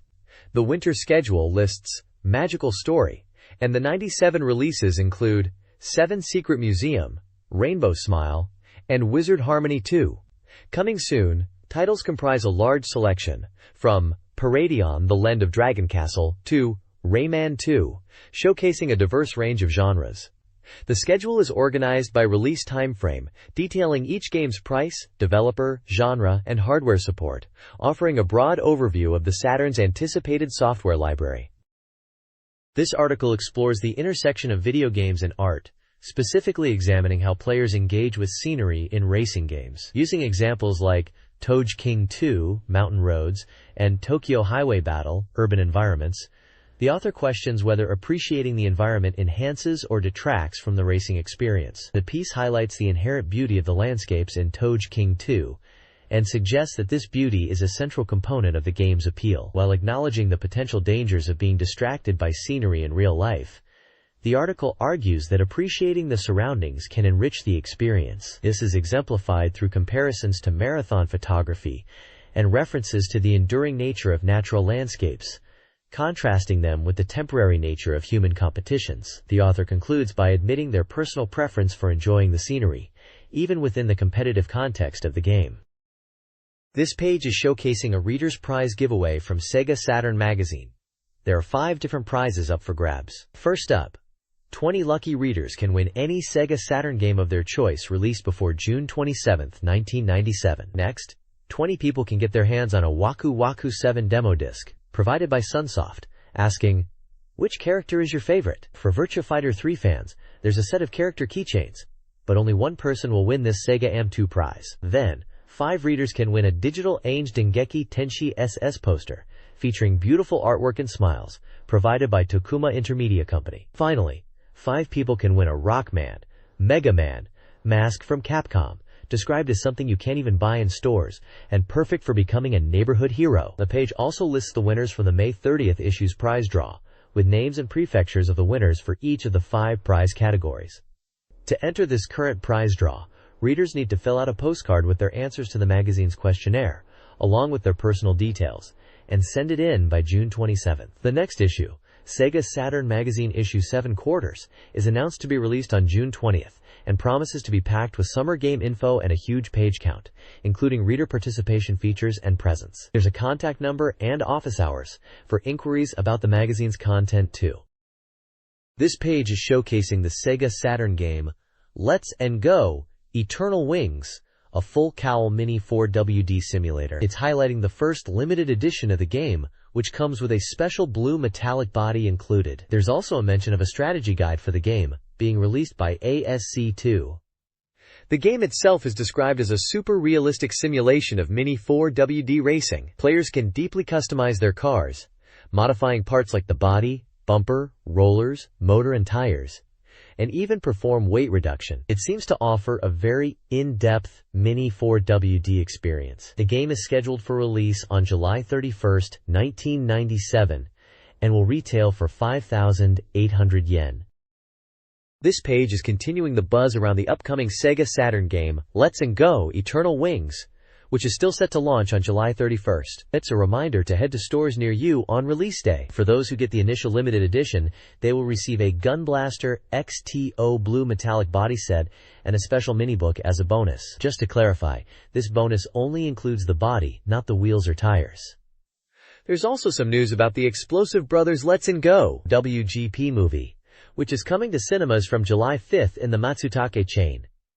It's described as a big mini 4WD chase that's hitting the big screen this summer. Finally, if you're eager to try out Super Factory, which is likely another name for Let's and Go, Eternal Wings, there's the 6th Next Generation World Hobby Fair happening on June 14th and 15th. They'll be handing out trial version Clydroms of the game there, and entry to the fair is free.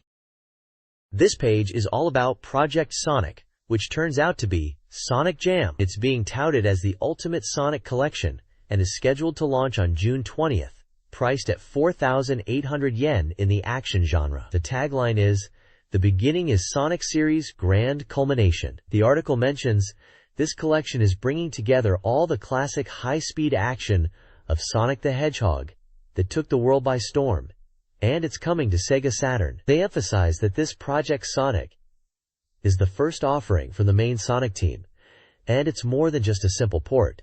It's described as a definitive edition, with original Sega Saturn elements added in, making it a must-have for fans. There's also a little tease at the end, hinting that a brand new Sonic title will be unveiled towards the end of '97. Looks like Sega is building up excitement for Sonic on the Saturn this year.